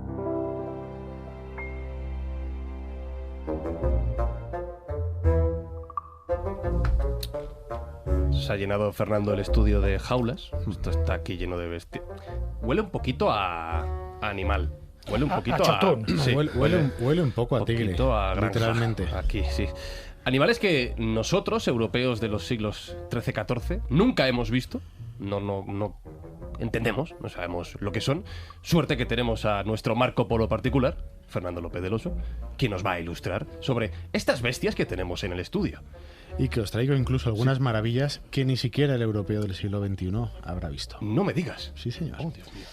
Bueno, este es uno de los aspectos que a mí más me llamaron la atención cuando consulté a mi particular enciclopedia británica para ir más allá de los lugares comunes de Marco Polo y en los cuales pude ver qué hay más allá del tema de la pólvora, de la pasta y del papel moneda, ¿no? Y gracias a Juan Antonio Cebrián y a su libro de Pasajes de la Historia tuve la pista de las especies de animales maravillosas que descubrió Marco Polo, o que trajo por lo menos a todo este mundo europeo de la época.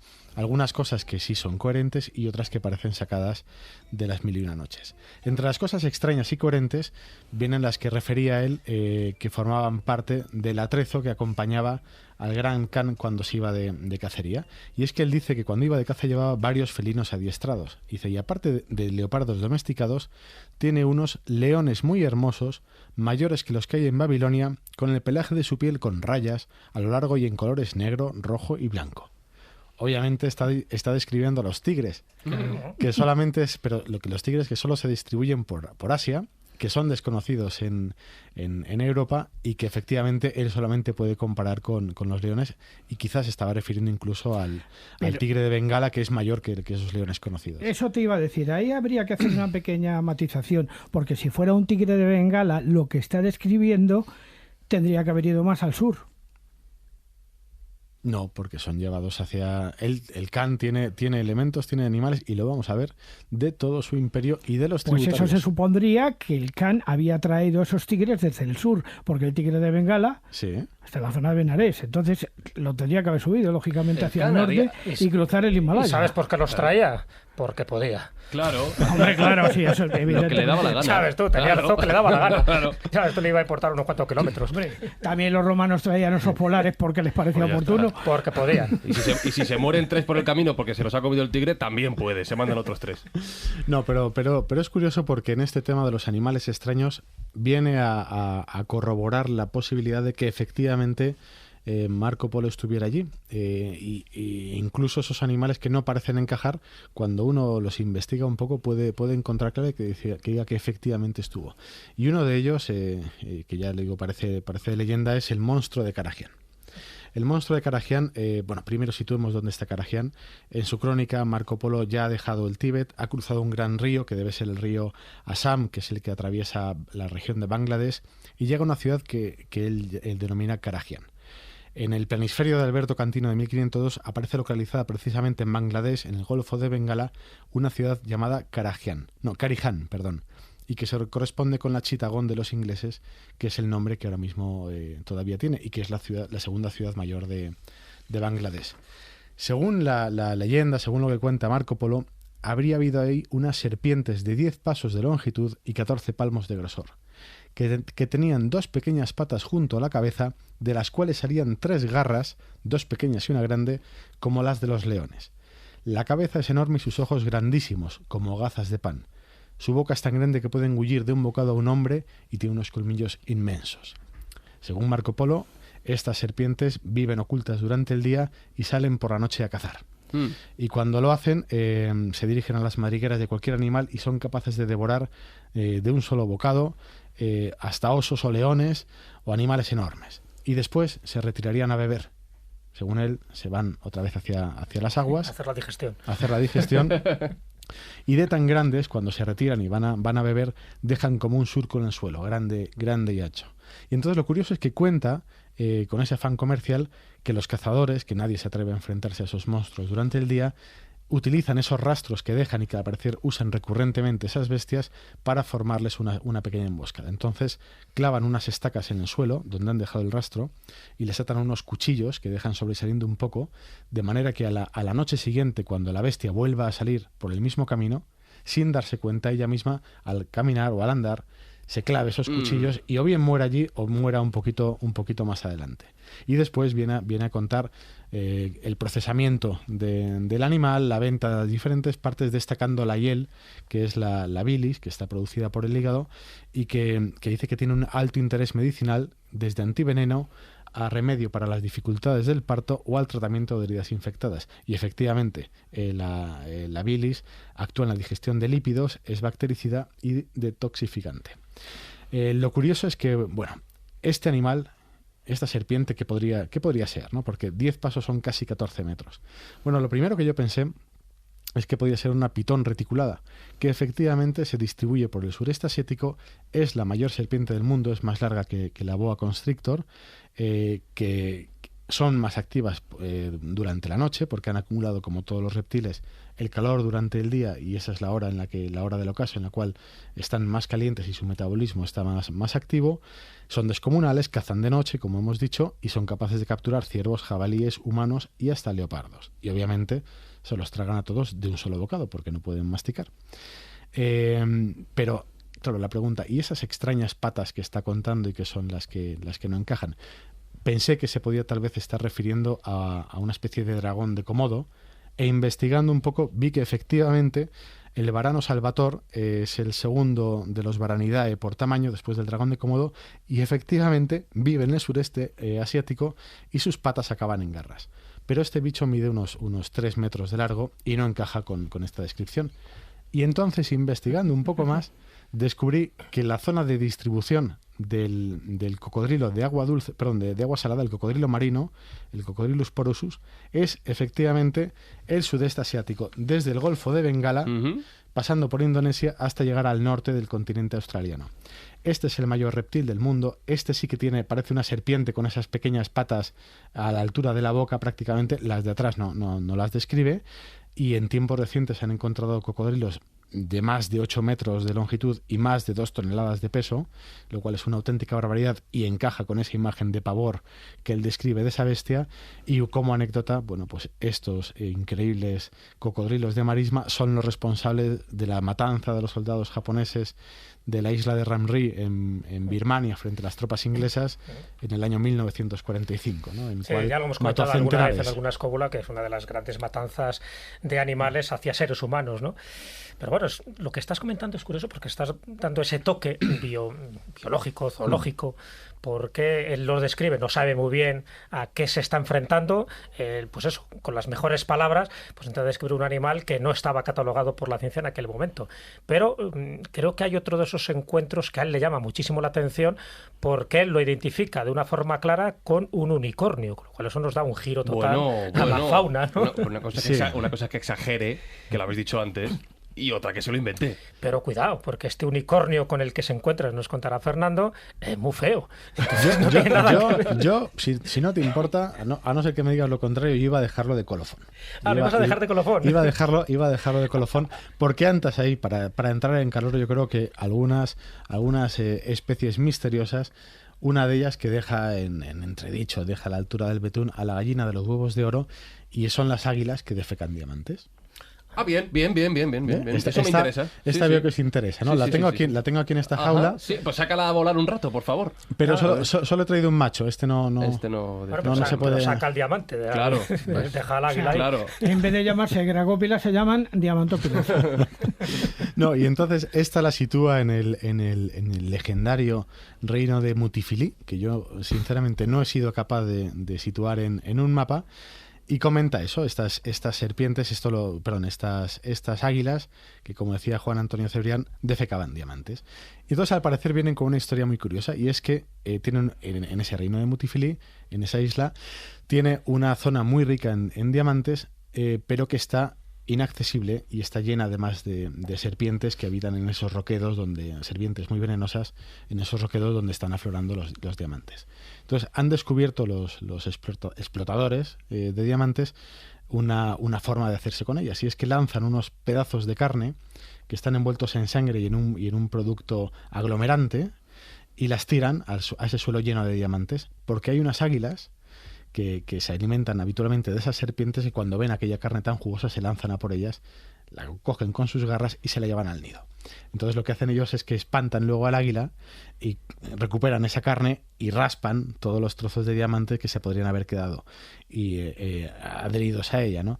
Lo único es que yo creo que Juan Antonio, que era un hombre muy preclaro, había propuesto ya un plan B que iba más allá y también pretendía recuperar aquellos trozos de diamante que hubieran sido ingeridos previamente por las águilas antes de que llegase la gente a eliminarle los trozos, ¿no?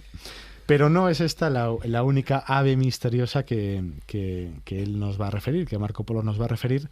Y esta otra sí que puede traer además cola porque es muy, muy interesante. Nunca mejor dicho lo de la cola. Sí, porque se conoce una de esas plumas. Marco Polo dice que ha tenido una de las plumas. Yo no sé si la de la cola, pero mide unos 9 metros, según la ¿Tiene algo que ver con Sinbad el marino? Tiene algo que ver.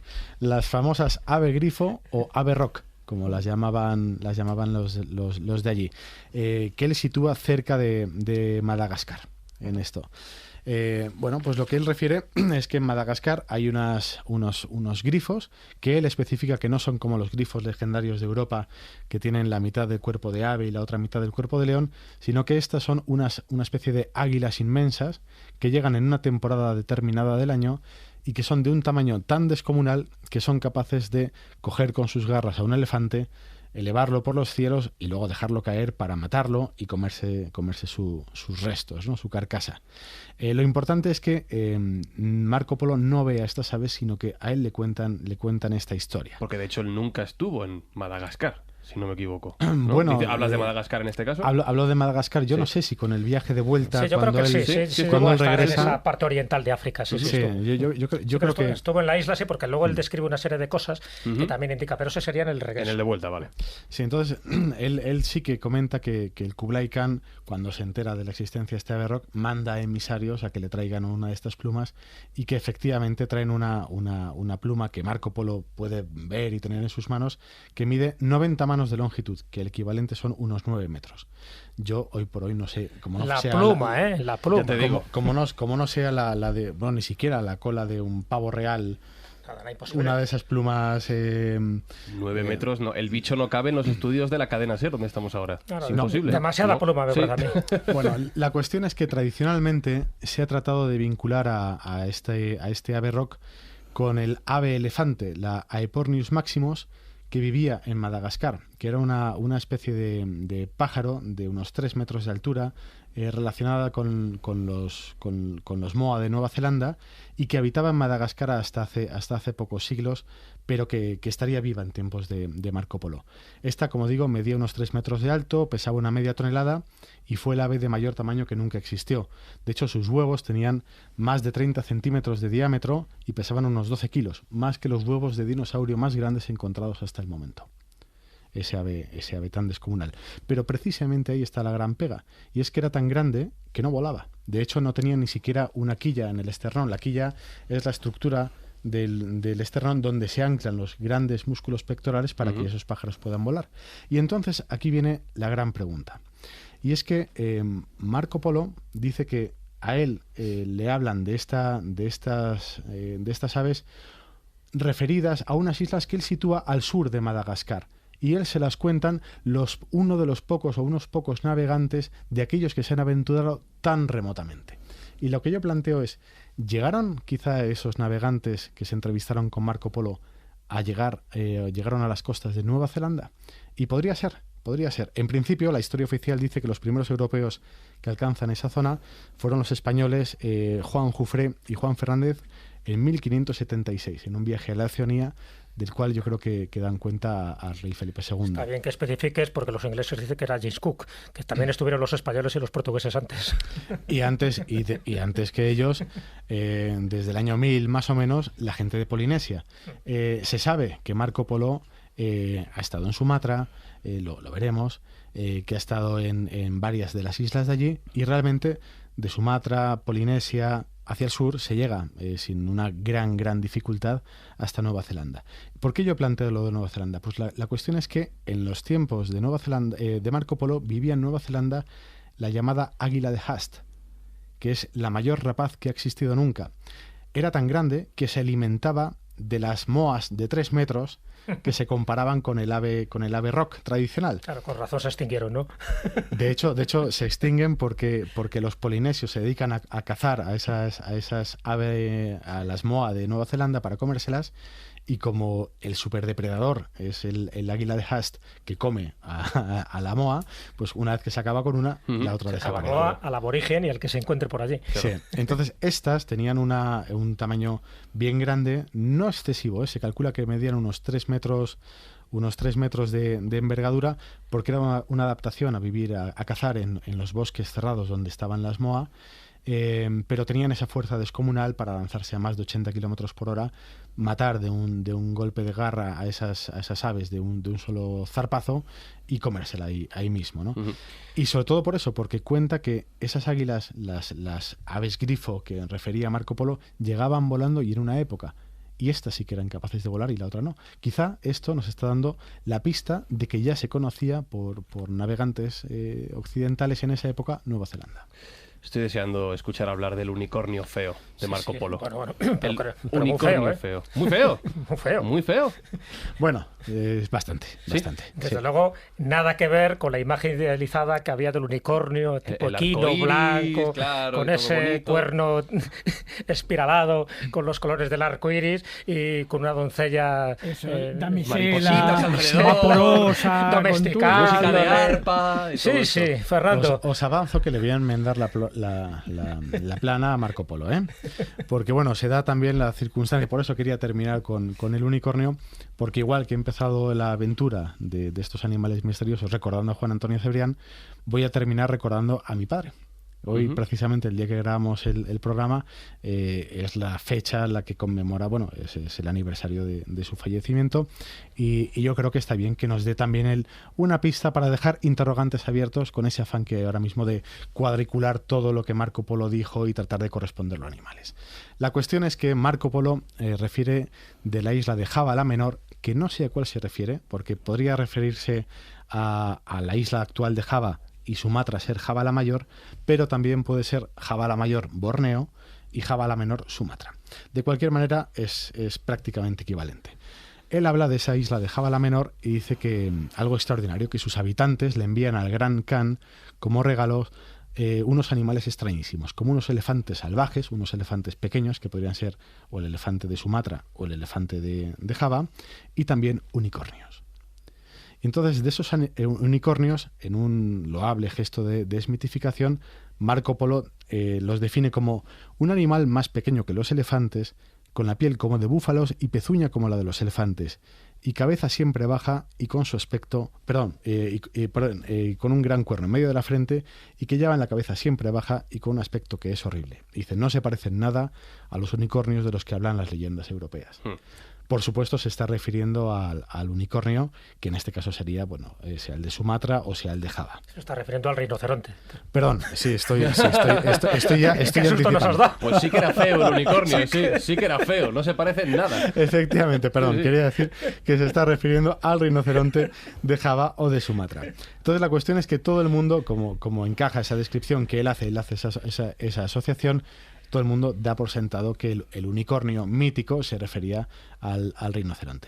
Bueno, pues la cuestión es que mi padre, en uno de sus últimos libros, en el libro de En busca del misterio, él refiere un viaje que hace buscando precisamente el rinoceronte, el unicornio, que le lleva hasta Mohenjo-Daro, que está en la zona de Pakistán. Entonces, él dice que llega allí buscando una conexión por la isla de Pascua, porque la escritura del Valle del Indo se parece a la escritura de la isla de Pascua, y se encuentra con unos sellos de esteatita que ha dejado la cultura del Valle del Indo, en los cuales están reflejados un montón de animales. Y está reflejado, están elefantes, hay reflejado búfalos, hay reflejado rinocerontes, que son perfectamente distinguibles, es decir, aparecen con todas las placas óseas que son del rinoceronte asiático, y también está reflejado el unicornio, que no es ninguno de los otros. Y de hecho, aparece como un gran bóvido, tiene el asno indio, que es como se conocía también al unicornio en el ambiente culto europeo de la época, se parece más a una especie de buey que tuviera un solo cuerno, pero que no es confundible con un buey puesto de perfil, porque en el Valle del Indo, en esa cultura del Mohenjo-Daro, a los animales con dos cuernos los representaban con la cabeza inclinada para que mostrasen específicamente los dos cuernos. Y algunos maridos también. Y este aparece con un solo cuerno, y no en uno o en dos de los sellos, sino en el 25% de todos los sellos de Mohenjo-Daro aparece reflejado el unicornio, y además, por lo general, detrás de una especie de altarcito o de pesebre muy engalonado, con lo cual estarían destacando la importancia de ese animal. Mohenjo-Daro ya hacía milenios que había desaparecido cuando Marco Polo llega a esas tierras, y de esos animales no se han encontrado todavía restos, con lo cual, por más que diga Marco Polo que el rinoceronte era el unicornio, yo creo que ese misterio, por lo menos y todavía, sigue abierto. Pues tenía usted razón, hombre llegado del lejano oriente, que hemos conocido bestias no sabidas todavía, no por el europeo de los siglos XIII-XIV, sino por los europeos del siglo XXI. Tengo yo ganas de ver esos unicornios de verdad. ¿Qué te parece, Jesús, si mientras ayudo a Fernando a recoger todo esto que ha montado y a sacar las jaulas de aquí, a ver si no montamos ruido, nos has hablado de los vasos voladores del Khan? Pero ¿qué otras maravillas, qué otros objetos increíbles dijo ver Marco Polo en su estancia por aquellas tierras? Vio muchas cosas, todo le maravillaba. Yo creo que esa era la palabra, ¿no?, que más se repite en su libro. Claro, le llama la atención todo, ¿no? Las costumbres, costumbres, pues yo que sé, el que hubiera tantas prostitutas, fíjate, que no es que algo exótico, al sí le llamaba, por ejemplo, lo que es la actual Pekín, que en aquella época se llamaba de otra manera, había 20.000 mujeres dedicadas a esto. Y cuando él preguntó a una de ellas, diciendo, bueno, pero esto es una forma de esclavitud, ¿cómo lo lleva? Y la mujer le dice, bueno, pues de la mejor manera, dice, yo disfruto con lo que hago, además me pagan. Y dice, es como si a usted le dijera si cada vez que orina le pagan, ¿qué diría? Pues él se quedaba sorprendido por esa facilidad y por esa normalidad que tenía. Luego él viaja, ya digo, a muchísimos lugares, visita, como decía Fernando, Java, Sumatra, Camboya, Indonesia, Ceilán, y lo que le llama la atención, por ejemplo, en Socotra, es los brujos, unos brujos que son unos hechiceros que tienen una cualidad, y es que son capaces de provocar tormentas. Un poco eso es lo que se atribuye a las brujas en la Edad Media por parte de la Inquisición.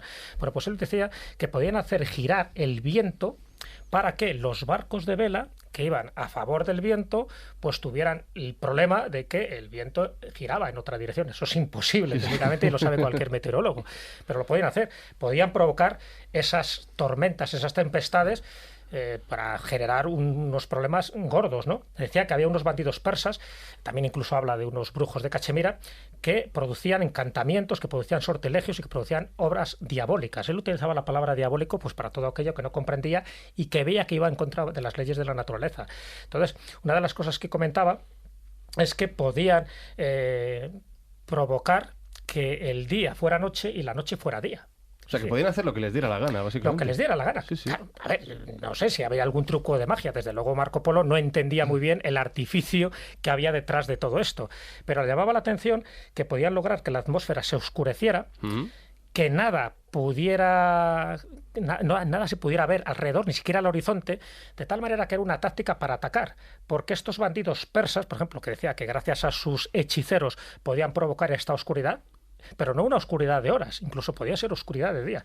Entonces estos bandoleros luego dice que se apretaban en una formación a caballo de unos 10.000 guerreros y por allí donde pasaban lo arrasaban, lo devastaban todo. Es una forma de asolar un territorio. Entonces una vez que ya volvía otra vez el día, con la perplejidad que generaba a todos los habitantes de la zona que era conquistada, pues era suyo el territorio. Y además era suyo no solo por procedimientos bélicos, sino por procedimientos sobrenaturales. Esto le llamaba la atención. Igual que le llamaba la atención estos monjes tibetanos que tenía en su mesa en Sanadú, donde si el Gran Khan necesitaba un vaso de cerveza o de la bebida o de la leche agria esta de yegua que ellos bebían, automáticamente volaba, levitaba hacia ese lugar. Él dice que lo vio con sus propios ojos.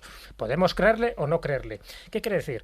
Que dentro de todas las maravillas que él ve a nivel zoológico, a nivel de costumbres, él incluso encuentra a gente que se comen unos a otros. O sea, él cuando describe, por ejemplo, en la exótica Sumatra, él habla de una cosa muy llamativa. Para que veáis un poco cómo son las costumbres, que yo creo que es que si a él le llamó la atención, imagínate en la mentalidad del siglo XIII cuando él lo va contando a sus conciudadanos. Él dice que cuando un pariente, estamos hablando de una familia, ¿no? Cuando un pariente ya llegaba a una edad longeva y que ya no servía para nada y bueno, por lo tanto era un estorbo, tenían que deshacerse de él. Entonces había unos estranguladores especializados para eliminarle, para que sufriera lo menos posible. Exacto. ¿Y luego? Y que su muerte fuera dulce. Pero luego, y aquí viene lo curioso, claro, en el fondo es comida. No hay que desperdiciarla, sí, Fran, sí. No. Lo cocían y se lo comían íntegramente a excepción de los huesecillos. Pero es que si encontraban a un enemigo, a un extranjero también, para comprobar a ver la textura de la carne. Esto en Sumatra. En las islas de Ceilán, en Sri Lanka, el actual Sri Lanka, todos los habitantes dicen que eran como bestias salvajes. Todos iban desnudos y en el archipiélago de Nicobar, pues eso, decía que te tenías que tener cuidado porque a veces no distinguías su rostro de lo animales que eran, si era realmente un animal a dos patas o a dos piernas, porque vivían pues como si estuvieran en la época prehistórica. Entonces le llamaba mucha atención este tipo de costumbres. Por una parte, lo refinado que eran en la corte del Gran Khan y por otra parte, lo bestias que podía ser hasta el punto de comerse unos a otros. Bueno, pues todo este tipo de observaciones antropológicas para mí son importantes porque va dejando pequeñas perlas de aquello que él vio que no fue comprendido, pero que con los siglos realmente se ha puesto en el valor necesario para que entendamos que habla de costumbres, de civilizaciones exóticas que vivieron, que convivieron en un momento dado, pero que nosotros no podíamos entenderlas. Y por citarte un último ejemplo, cuando está en Saigón, él no lo llama Saigón, sería el Zaitón que menciona en sus libros, que sería la capital de Vietnam, dice que los hombres más crueles del mundo estaban allí viviendo. Fíjate que ya hemos descrito unos cuantos. Sí. Pues para él los más crueles estaban en esta zona de Vietnam. Y que solo pensaban en matar a otros hombres. Y tan pronto los mataban, tras beberse la sangre, se los comían enteros. Claro, teniendo en cuenta que los propios mongoles, cuando podían cabalgar con sus caballos kilómetros y kilómetros, y cuando tenían sed, hacían como una pequeña incisión en la vena del caballo, absorbían un poco de sangre y luego lo tapaba, pues para que evidentemente no se desangrara. O sea, este tipo de cosas te las cuenta con la mayor naturalidad. Mira, eso como los masái. Y ahí está, y como los masái, como efectivamente. Los masái, que también beben la sangre de su ganado y no se lo comen, sino que con eso sobreviven. Y es curioso porque esto que comentabas de los hombres de la isla de Andamán, que él llamaba Angamán, que estaban en el Golfo de Bengala, y decía que tienen la cabeza, ojo y dientes de perro.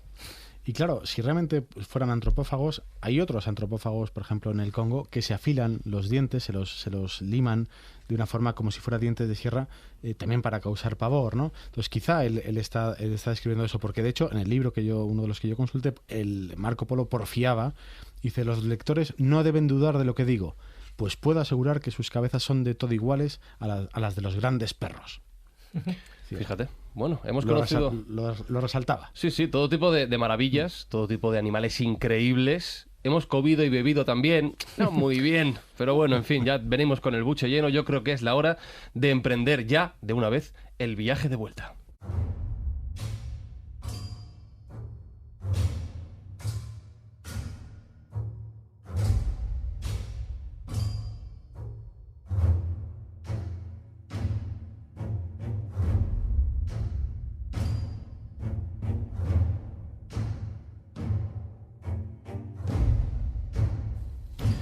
Porque como habéis dicho antes, Marco Polo regresa vivo, regresa contando todas estas historias que son las que plasma en este libro de las maravillas. Pero hay que decir que él cuando regresa, voy a decir a Venecia, a la República, no corre muy buena suerte. Se cuenta, y ahora me diréis si es cierto o no, que le encarcelan. Sí, pero antes de encarcelarle hay una batalla. O sea, claro, es que no le encarcelan directamente. Algo hizo, ¿no? Porque vaya mintiendo, no, que va. Él llega a Venecia, acordaros, tiene vinculación con Croacia y se produce una batalla. Por entonces están a partir un piñón, en fin, con cara de perro, nunca mejor dicho por lo que ha contado Fernando, los genoveses y los venecianos. Y eso, pues ya sabes cómo se dirimían antes las cuitas, pues a batalla limpia, ¿no? Y esa batalla tiene que ver y tiene lugar en las costas de Croacia, concretamente en las costas de la isla de Córchula. Entonces allí se enfrentan venecianos y genoveses. Marco Polo es el capitán de una fragata, dice unas versiones, de una galera, da igual, es el capitán de uno de esos navíos y se enfrenta a ellos y pierden, ganan los genoveses. Y al Trullo. Y ya está. Porque podía haber muerto ahí, mueren multitud de gente, llegan a capturar ni más ni menos que a 7.000 prisioneros, y los 7.000 prisioneros, bueno, por lo menos tienen la condescendencia de no matarles y les meten en una cárcel. Entonces, en la cárcel, ese año que está solo, está un año, es decir, tiene sus contactos. Suerte, de hecho, yo por lo que he leído, no es una cárcel, es decir, como eran todos comerciantes de un cierto nivel, le mandan cautivo a una casa, es decir, a la casa de otro comerciante, y vive en la casa. De hecho, cuando él empieza a contar su historia, mandará a por sus papeles a Venecia, que se los traigan para recordar todas sus notas. Claro. Bueno, eso es importante, ¿verdad?, tenerlo en cuenta, porque no es una cárcel, no es una mazmorra como en la que estuvo Cervantes, por ejemplo, en Argel. No. Vive bien, el problema es que no puede salir de allí. Arresto domiciliario. No está mucho tiempo, solo está un año, lo suficiente para que coincida con Rustichello de Pisa, que es su amanuense, el escritor. Marco Polo había escrito cosas, pero en fin, no se sentía a gusto escribiendo sus aventuras y se las dicta. Entonces ahí Rustichello, pues bueno, como no tenían otra cosa que hacer, pues va escribiendo esas historias. Él tiene 44 años, fijaros, él tiene 44 años y él muere a los 69. O sea, que estamos hablando de que todavía le queda una larga vida, porque hay mucha gente que dice, bueno, llega de su viaje y muere, ¿no? Vale. Al poco tiempo. No, él tiene tiempo de sobra para difundir su obra. Entonces, en un año es cuando se escribe. Luego es verdad que hay que editarla, publicar. Vale. todavía, cuidado, que la imprenta no existía como tal, eso Claro. hay que tenerlo en cuenta. Entonces, pero sí, con los manuscritos que van pasando de mano en mano, por eso no se conserva el original, porque saber dónde está, pues va contando esto.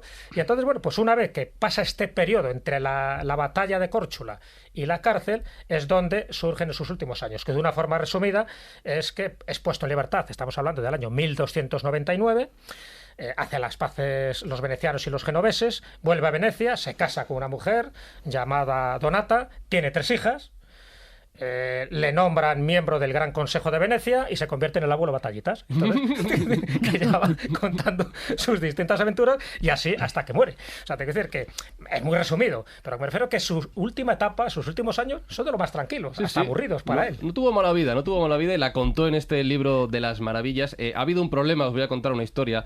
Le hemos dicho a Marcos que hoy hacíamos programa sobre los viajes de Marco Polo, y le he escrito cuando íbamos a empezar el programa: ¿dónde estás, Marcos Carrasco?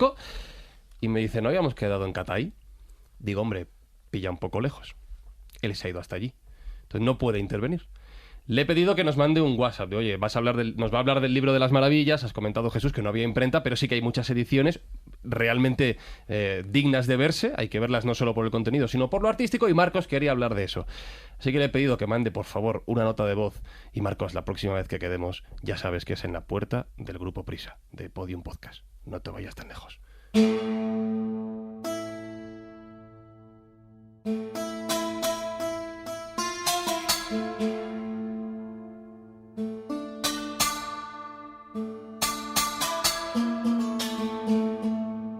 Hola amigos, hoy os voy a hablar de un objeto artístico inigualable, ya que de Marco Polo se trata este programa y de sus tremendos viajes. Os voy a hablar del libro de las maravillas, el libro de viajes de Marco Polo, como mejor se le conoce, como bien he dicho antes, el libro de las maravillas. Su fecha de publicación es el año 1300 en la República de Venecia, y cuenta el relato de los viajes de Marco Polo a China, lo que este viajero llamaba Catay, que sería lo que llamamos la China del Norte, y Mangui, como él la llamaba, sur de China. Este libro es uno de los más famosos manuscritos de la Edad Media y la verdad es que es un punto culminante de lo que se llama la iluminación de los manuscritos franceses. Cuando digo iluminación me refiero a la miniaturización de la ilustración de lo que es un relato que estamos viendo o que estamos leyendo en ese momento para evocarnos las aventuras de este personaje. Marco Polo durante sus viajes fue tomando notas para poder informar al Gran Khan, pero estos escritos a menudo pues describen regiones que nunca el protagonista visitó y mezcló pues como lo que podríamos llamar, o de algún modo una de las características que hacen que este manuscrito sea especial en la mezcla de realidad y fantasía, que tiene lugar en este relato y que hay, pues digamos, de una forma combinada la tradición miniaturista europea con la leyenda y la visión exótica del Oriente que se tenía por entonces. ¿Cuál es la composición de la obra? La obra se compone de 4 libros que van describiendo todas las peripecias y contactos pues, con otros personajes que se va encontrando en todas estas aventuras. Pero ¿cómo es el libro desde el punto de vista artístico y de diseño? Pues veréis. Tiene unas 192 páginas que contienen 84 miniaturas.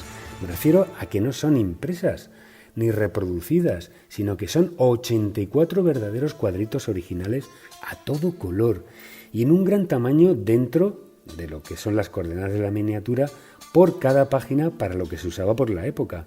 Es un libro concebido poco antes de la aparición de la imprenta y aprovecha toda esa tradición medieval de amanuenses que escribían con objetos de escritura como el conocido cálamo de caña, que eso viene desde una tradición antiquísima, como la de Egipto o la de Sumeria, con ese tipo de plumas que utilizaran para hacer sus escritos en papiro, o bien la pluma de bronce que se inventa pues por esta época. Podemos distinguir aquí en estas preciosas ilustraciones y en este precioso diseño 2 estilos diferentes. El primero de ellos se le atribuye al famoso maestro Boucicaut, pintor en Francia y miniaturista en Flandes. Este artista es absolutamente innovador. Entre los artistas del norte de Europa contó con la ayuda de este también maestro llamado Mazarin, y que juntos son responsables de unas 37 fabulosas miniaturas. El segundo estilo que podemos observar es también fascinante por la calidad de los artistas que trabajaron en estrecha colaboración, como son el maestro Bitford y el maestro Egerton, que juntos realizaron otras 44 miniaturas más. El libro manuscrito es un derroche de belleza visual.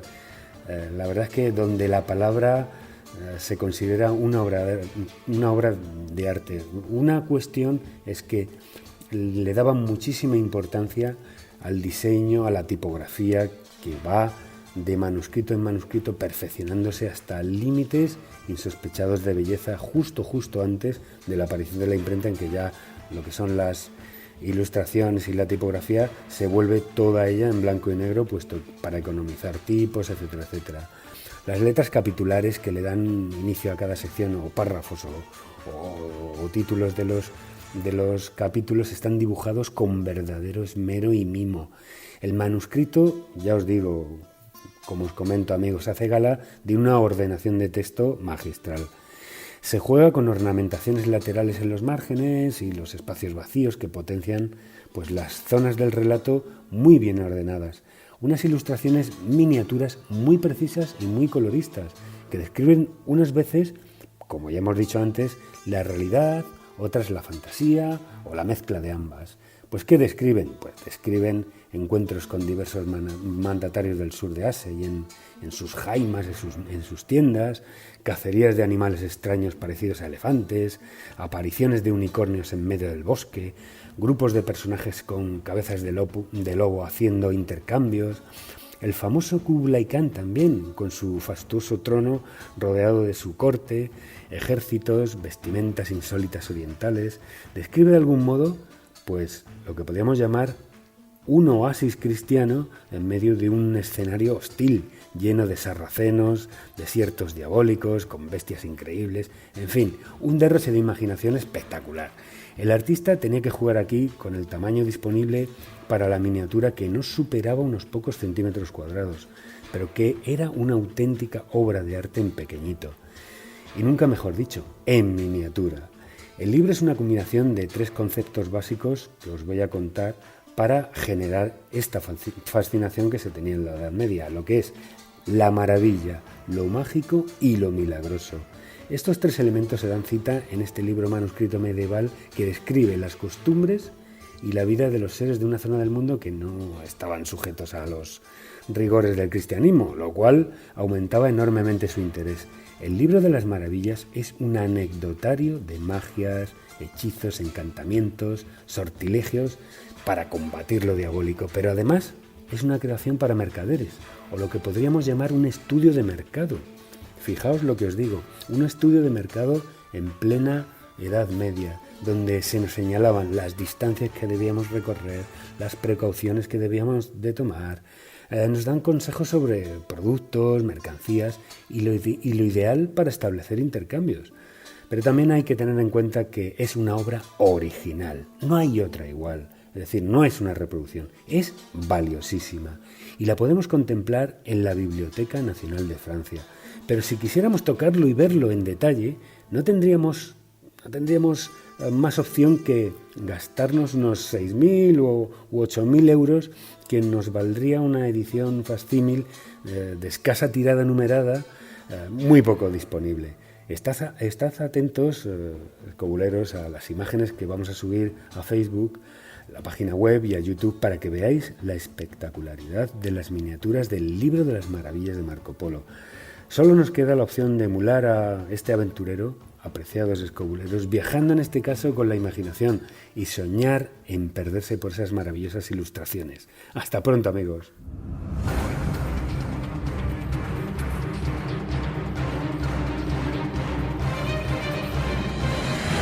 Buen viaje de vuelta, Marcos, entre 6.000, 8.000 euros, si no recuerdo mal la cifra que ha dicho, de algunos facsímiles de este libro de las maravillas, así que ya sabéis que si queréis tener, bueno, ¿por qué no?, una copia en vuestro salón. Juan Ignacio, yo no sé si tienes alguna. Tú tienes de todo, por eso te pregunto. Me serviría de guía de viajes. Pero son 6.000 euros, 8.000 euros.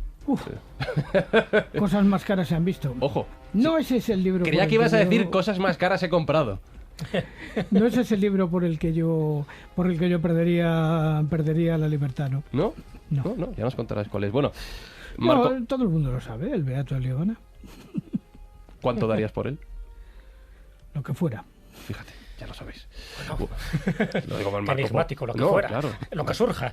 Marco Polo Comerciantes, que se me está pegando el espíritu de Marco Polo, de viajero, de vendedor, ¿por qué no? De hacer negocios con lo que sea. Ya hablaremos, Juan Ignacio, no te preocupes que yo me pongo a ello. Pero Marco Polo también da una serie, por terminar ya, por poner un poquito el punto simpático a todo este programa, uno más. Hay un montón de historias curiosas, Fernando Jesús, Juan Ignacio, que se pueden contar sobre su figura. Sí, a mí hay una que me parece que recoge toda la esencia grandiosa de este viaje romántico por el lejano oriente, misterioso, lleno de riquezas, lleno de aventuras, y es la llegada de los Polo a Venecia. Ya han pasado 24 años desde que se fueron. Han vuelto tras entregar a una princesa que mandaba el Gran Khan para dejarla por la zona de Persia, un viaje en el cual salieron 600 soldados, llegaron solamente 18, y después de todos estos avatares llegan a Venecia y se encuentran con que su familia, tras 24 años de ausencia, habían pensado que habían muerto todos y habían vendido sus propiedades. Entonces ellos dicen, no pasa nada, vamos a hacer una gran fiesta, una gran cena para conmemorar nuestra llegada y contaros una gran noticia. Y entonces en esa cena, que van todos un poco, con precaución, no saben cómo se van a tomar el que se hayan quedado en la gran pobreza, ¿no? Después de vender todo, ellos hacen una cena magnífica, hacen una fiesta extraordinaria, y en un momento de la noche, de repente, abren sus ropajes, esos ropajes de estilo oriental que traen, y empiezan a sacar piedras preciosas, diamantes, rubíes, esmeraldas, que les ha dado el Gran Khan por todos estos años como regalo por sus servicios, ¿no? Y con estas riquezas que se sacan en el último momento de los ropajes, son con las cuales se compran una gran casa y emprenden otra vez su aventura comercial ya en Venecia. Muy bien, sí señor. Gente inteligente. No era el águila de los diamantes, pero se parece bastante. El subproducto ya limpito y engastado. Sí, ya había pasado por el conducto reglamentario. Sí, bueno, de la cena, Jesús, tú tienes otra historia curiosa, ¿verdad? Sí, bueno, ya te digo, le llama mucho la atención. Una de las cosas que le llama la atención es el sistema de correos que tiene, el sistema postal. Un sistema postal muy, muy rural, muy, muy humano. Y muy efectivo, por otra parte, ¿no? Porque el Gran Khan disponía de un notable número de correos, de postas, que eran personas colocadas a cierta distancia, donde si había un mensaje, automáticamente esa persona corría, tanto día como noche, a la hora que le tocara, hacia el siguiente puesto, y en el siguiente puesto ya le estaba esperando otra persona. Claro, ¿qué ocurría? Para que fuera sonora la llegada, iban con unas campanillas, con un cinturón ahí que sonaba a larga distancia, entonces ya sabía que el correo llegaba para transmitirle un mensaje automáticamente. Ese otro hombre corría la distancia reglamentaria y en poco tiempo pues ese mensaje podía llegar a una velocidad tremenda y con celeridad. Eso le llamó la atención. Y la otra cosa que le llamó la atención, que creo que os llamará también a vosotros la atención, bueno, él recorrió el Tíbet y él estuvo, por ejemplo, en unas tierras pobladas por tibetanos, pero en una región llamada Gaindú. En Gaindú eran tan hospitalarios, dice Marco Polo, y lo relata de una forma textual, que los forasteros recibían una hospitalidad fuera de lo normal. ¿En qué consistía? Bueno, pues estaba bien visto, era políticamente correcto, que los maridos, creyendo que los forasteros eran gratos a los dioses, les ofrecían sus mujeres.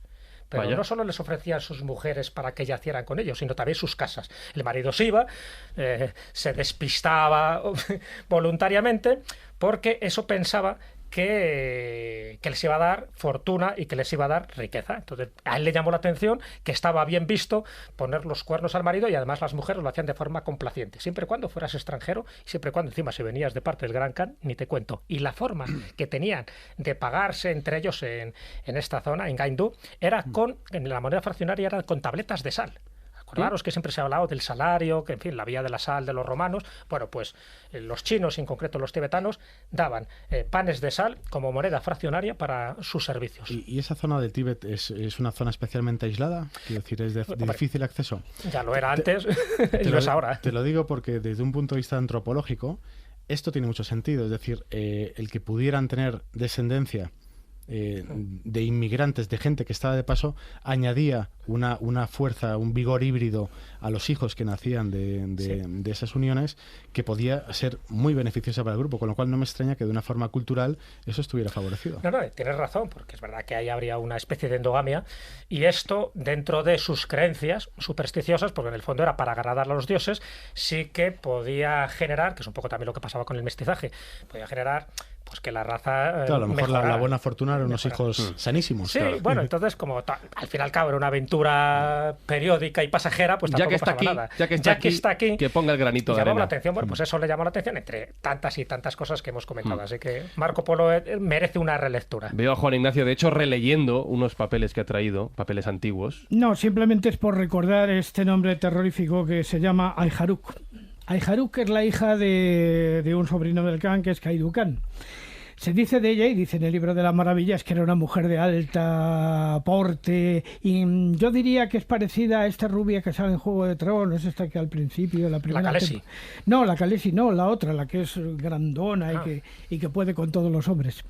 Y que dedicó a retar en su reino a todo lo que pudiera encontrar, hasta encontró un joven de la corte que pretendió luchar contra ella. Entonces, pues allí llegaron, organizaron todos los fiestas, y después de varios días de fiesta empezó la batalla o la justa entre ambos y tal. Y evidentemente ella, vestida de negro, le dio tal paliza que lo dejó doblado, y además la recompensa por eso eran 100 caballos. Y se marchó completamente humillado el sobrino del Khan. Bueno, es una anécdota curiosa por ver un caso en el que no solamente un hombre, sino una mujer, también es protagonista del libro de las maravillas, precisamente por su fuerza, por su valor, y además, por lo visto, creo que era guapísima. Bueno, le hubiera ido peor al sobrino del Gran Khan si se hubiera encontrado con Turandot. Sí, la verdad que sí. Por lo menos a este no le decapitaron. Pero es que Puccini, ¿sabe lo que pasa? Que todavía no hay nacido. Bueno, no olvidemos, hay un dato yo creo que muy significativo. Él llega a ver en una localidad llamada Saba las tumbas de los 3 Reyes Magos. También. Él llega a tener conocimiento en Alamut del Viejo de la Montaña, el que crea esa secta de asesinos que luego tanto juego ha dado en distintas novelas. Y él habla posteriormente de las prácticas que utilizaba con sus súbditos, en fin, engañándoles con el hachís, pensando que aquello era el paraíso. Él manda emisarios, me refiero al Gran Khan, al Preste Juan, ni más ni menos, lo que era toda una leyenda. O sea, que decir que luego va intercalando este tipo de elementos que formaba parte de los mirabilia, es decir, de la literatura maravillosa, de la literatura de viajes. Él también lo intercala aquí. Incluso él hace una mención a algo que para mí me fascina, que dice que en el desierto de Gobi en concreto, si había alguien que se despistaba de la caravana, que estaban los jinn, no los llama jinn, en fin, los espíritus del desierto, que te llamaban por tu propio nombre. Entonces, claro, la persona se desviaba de allí pensando que alguien le estaba llamando de sus propios compañeros y hacía que te perdieras. Y en el fondo eran los espíritus que vivían en ese lugar, y él lo cuenta pues con la mayor naturalidad. O sea que yo creo que ese tipo de engranajes donde hay de todo, ¿no? Hay antropología, hay gastronomía, hay exotismo, hay costumbres, es lo que convierte a este libro pues en un libro inmortal, y a pesar del tiempo que ha transcurrido, pues mira, le estamos dedicando un programa y más que se merece este hombre. Todas las batallitas de Marco Polo resumidas hoy aquí en la escóbula de la brújula. Cuando vayáis al bar podéis hacer como él, podéis contar todas estas historias, os las podéis apropiar también un poquito. Él lo hacía, no pasa nada, las exageráis y ya veréis cómo la gente alucina con vosotros. Y no con una batallita, sino con un cuento, como siempre. Vamos a terminar este programa. Puedes escucharnos y leernos en redes sociales. Busca La Escóbula de la Brújula en Facebook, Twitter y YouTube.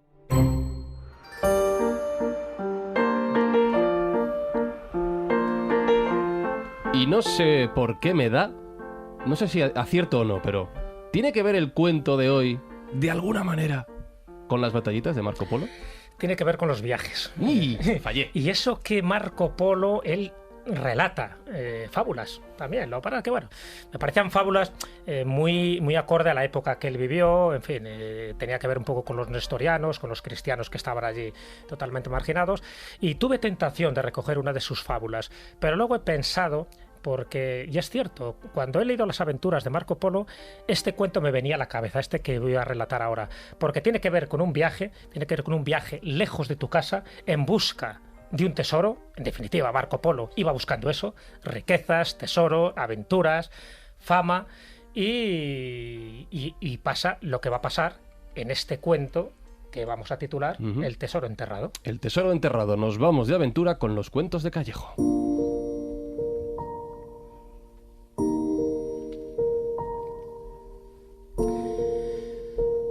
Resulta que había una ciudad, y hay una ciudad que se llama Cracovia. El protagonista de nuestro cuento se llama Izzy, ya tiene una cierta edad, y él vive cómodamente en su casa de Cracovia, pero durante unas cuantas noches hay algo que le perturba. Está teniendo un sueño reiterado. Ese sueño le está indicando de que tiene que ir a una ciudad lejana, en concreto a Bagdad, porque allí va a encontrar un tesoro. Y el sueño es tan específico, tan claro, tan reiterativo, que le dice la ciudad, le dice que ese tesoro está debajo de un puente por el que transcurre un río, que al lado de ese puente hay un árbol frondoso y que justo al lado del árbol es donde tiene que excavar y allí encontrará ese tesoro que está viendo en sus sueños. Bueno, él considera que es una oportunidad que le está dando Dios, la vida, el destino, y que, bueno, no pierde nada por emprender este viaje. Bueno, al final sabe que es un viaje largo, en fin, que él ya tiene una cierta edad, pero considera que hay una llamada ahí del destino a encontrar un tesoro que, por otra parte, si lo encuentra, le va a solucionar el resto de su vida. Y efectivamente, emprende el camino, pasa un día, pasa dos, pasa una semana, y pasan hasta 3 semanas, y por fin llega a Bagdad. Allí no le resulta difícil encontrar el puente, porque no hay tanto río, y como la visión de su sueño era tan clara, identifica el puente, identifica el río, y asomándose por el puente ve que hay un árbol frondoso, tal como él lo veía en el puente, en el sueño. Pero tiene un pequeño problema. Ese puente está custodiado por un soldado de la Guardia Real. Y está allí permanentemente. Entonces dice, hombre, si yo voy allí con mi pala y empiezo a excavar, voy a tener problemas. Entonces espera. Espera un día, espera 2, pero claro, el guardia se mosquea porque ve que hay un señor allí que está esperando con una pala en la mano y al final se acerca y le pregunta, ¿usted qué desea? Claro, el anciano este de Cracovia dice, ¿qué hago? Si le miento va a ser peor. Y le dice la verdad, mire usted, yo es que he estado soñando con que aquí había un tesoro, lo he soñado tantas veces que he venido para demostrar y confirmar que el sueño era verdad y que aquí hay un tesoro. Y entonces el soldado, cuando escucha esta versión, se carcajea. Pero por Dios, pobre hombre, si usted hace caso de los sueños, yo, sin ir más lejos, he tenido un sueño reiterativo durante no sé cuántas noches de que en la casa de Cracovia, fíjese usted que no sé ni dónde está Cracovia, debajo de la cocina de una casa de un viejo loco, allí hay enterrado un tesoro. ¿Y usted cree que yo voy a ir a Cracovia a comprobarlo? Ah, pues hombre, por Dios, coja usted la pala, márchese, no me haga enfadar. Y entonces Izzy, el hombre de Cracovia, se da cuenta de que le está indicando su propia casa. Recoge sus enseres, emprende viaje y efectivamente unas semanas después llega a su casa, excava debajo de la cocina de su hogar y allí encontró el tesoro que desde siempre había permanecido enterrado.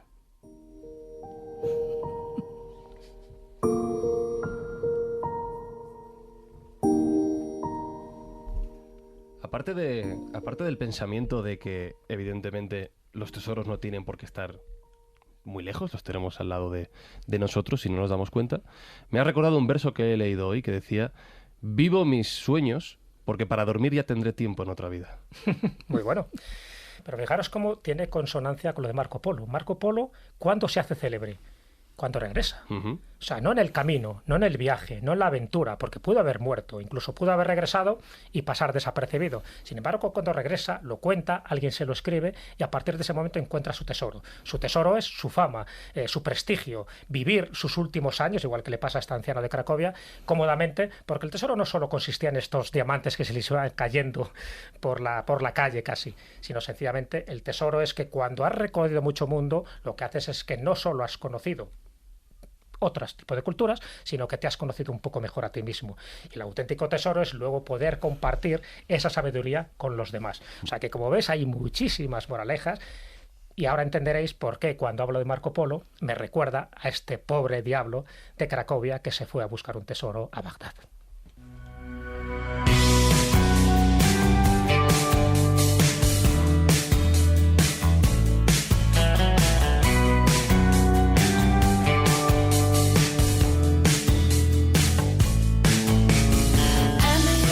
cogemos petate, ha sido un camino largo, ha sido un trayecto provechoso y bonito, pero es hora de volver a casa ya. Lo hemos disfrutado mucho, espero que todos los escobuleros lo hayan hecho tanto como nosotros. Fernando López del Oso, la que tenemos que recoger ahora, madre mía, la que nos has liado. Bueno, yo me encargo del águila, tú te quedas con el tigre.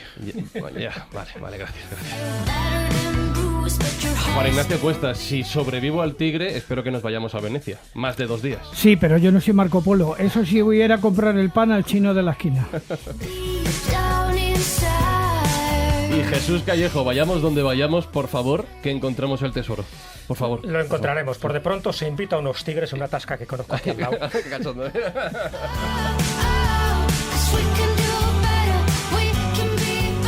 Un abrazo también para Marcos Carrasco, allá donde esté perdido, para David Sentinella y Carlos Canales, que hoy no nos han podido acompañar. Ya sabes que estamos todos los viernes en Podium Podcast. Gracias, por cierto, a Barujena en los controles técnicos, Jesús Blanquiño en la producción, que nunca le menciono, y un servidor quien nos ha hablado, Francisco Izuzquiza. La semana que viene, más y mejor, aquí en la Escóbula de la Brújula.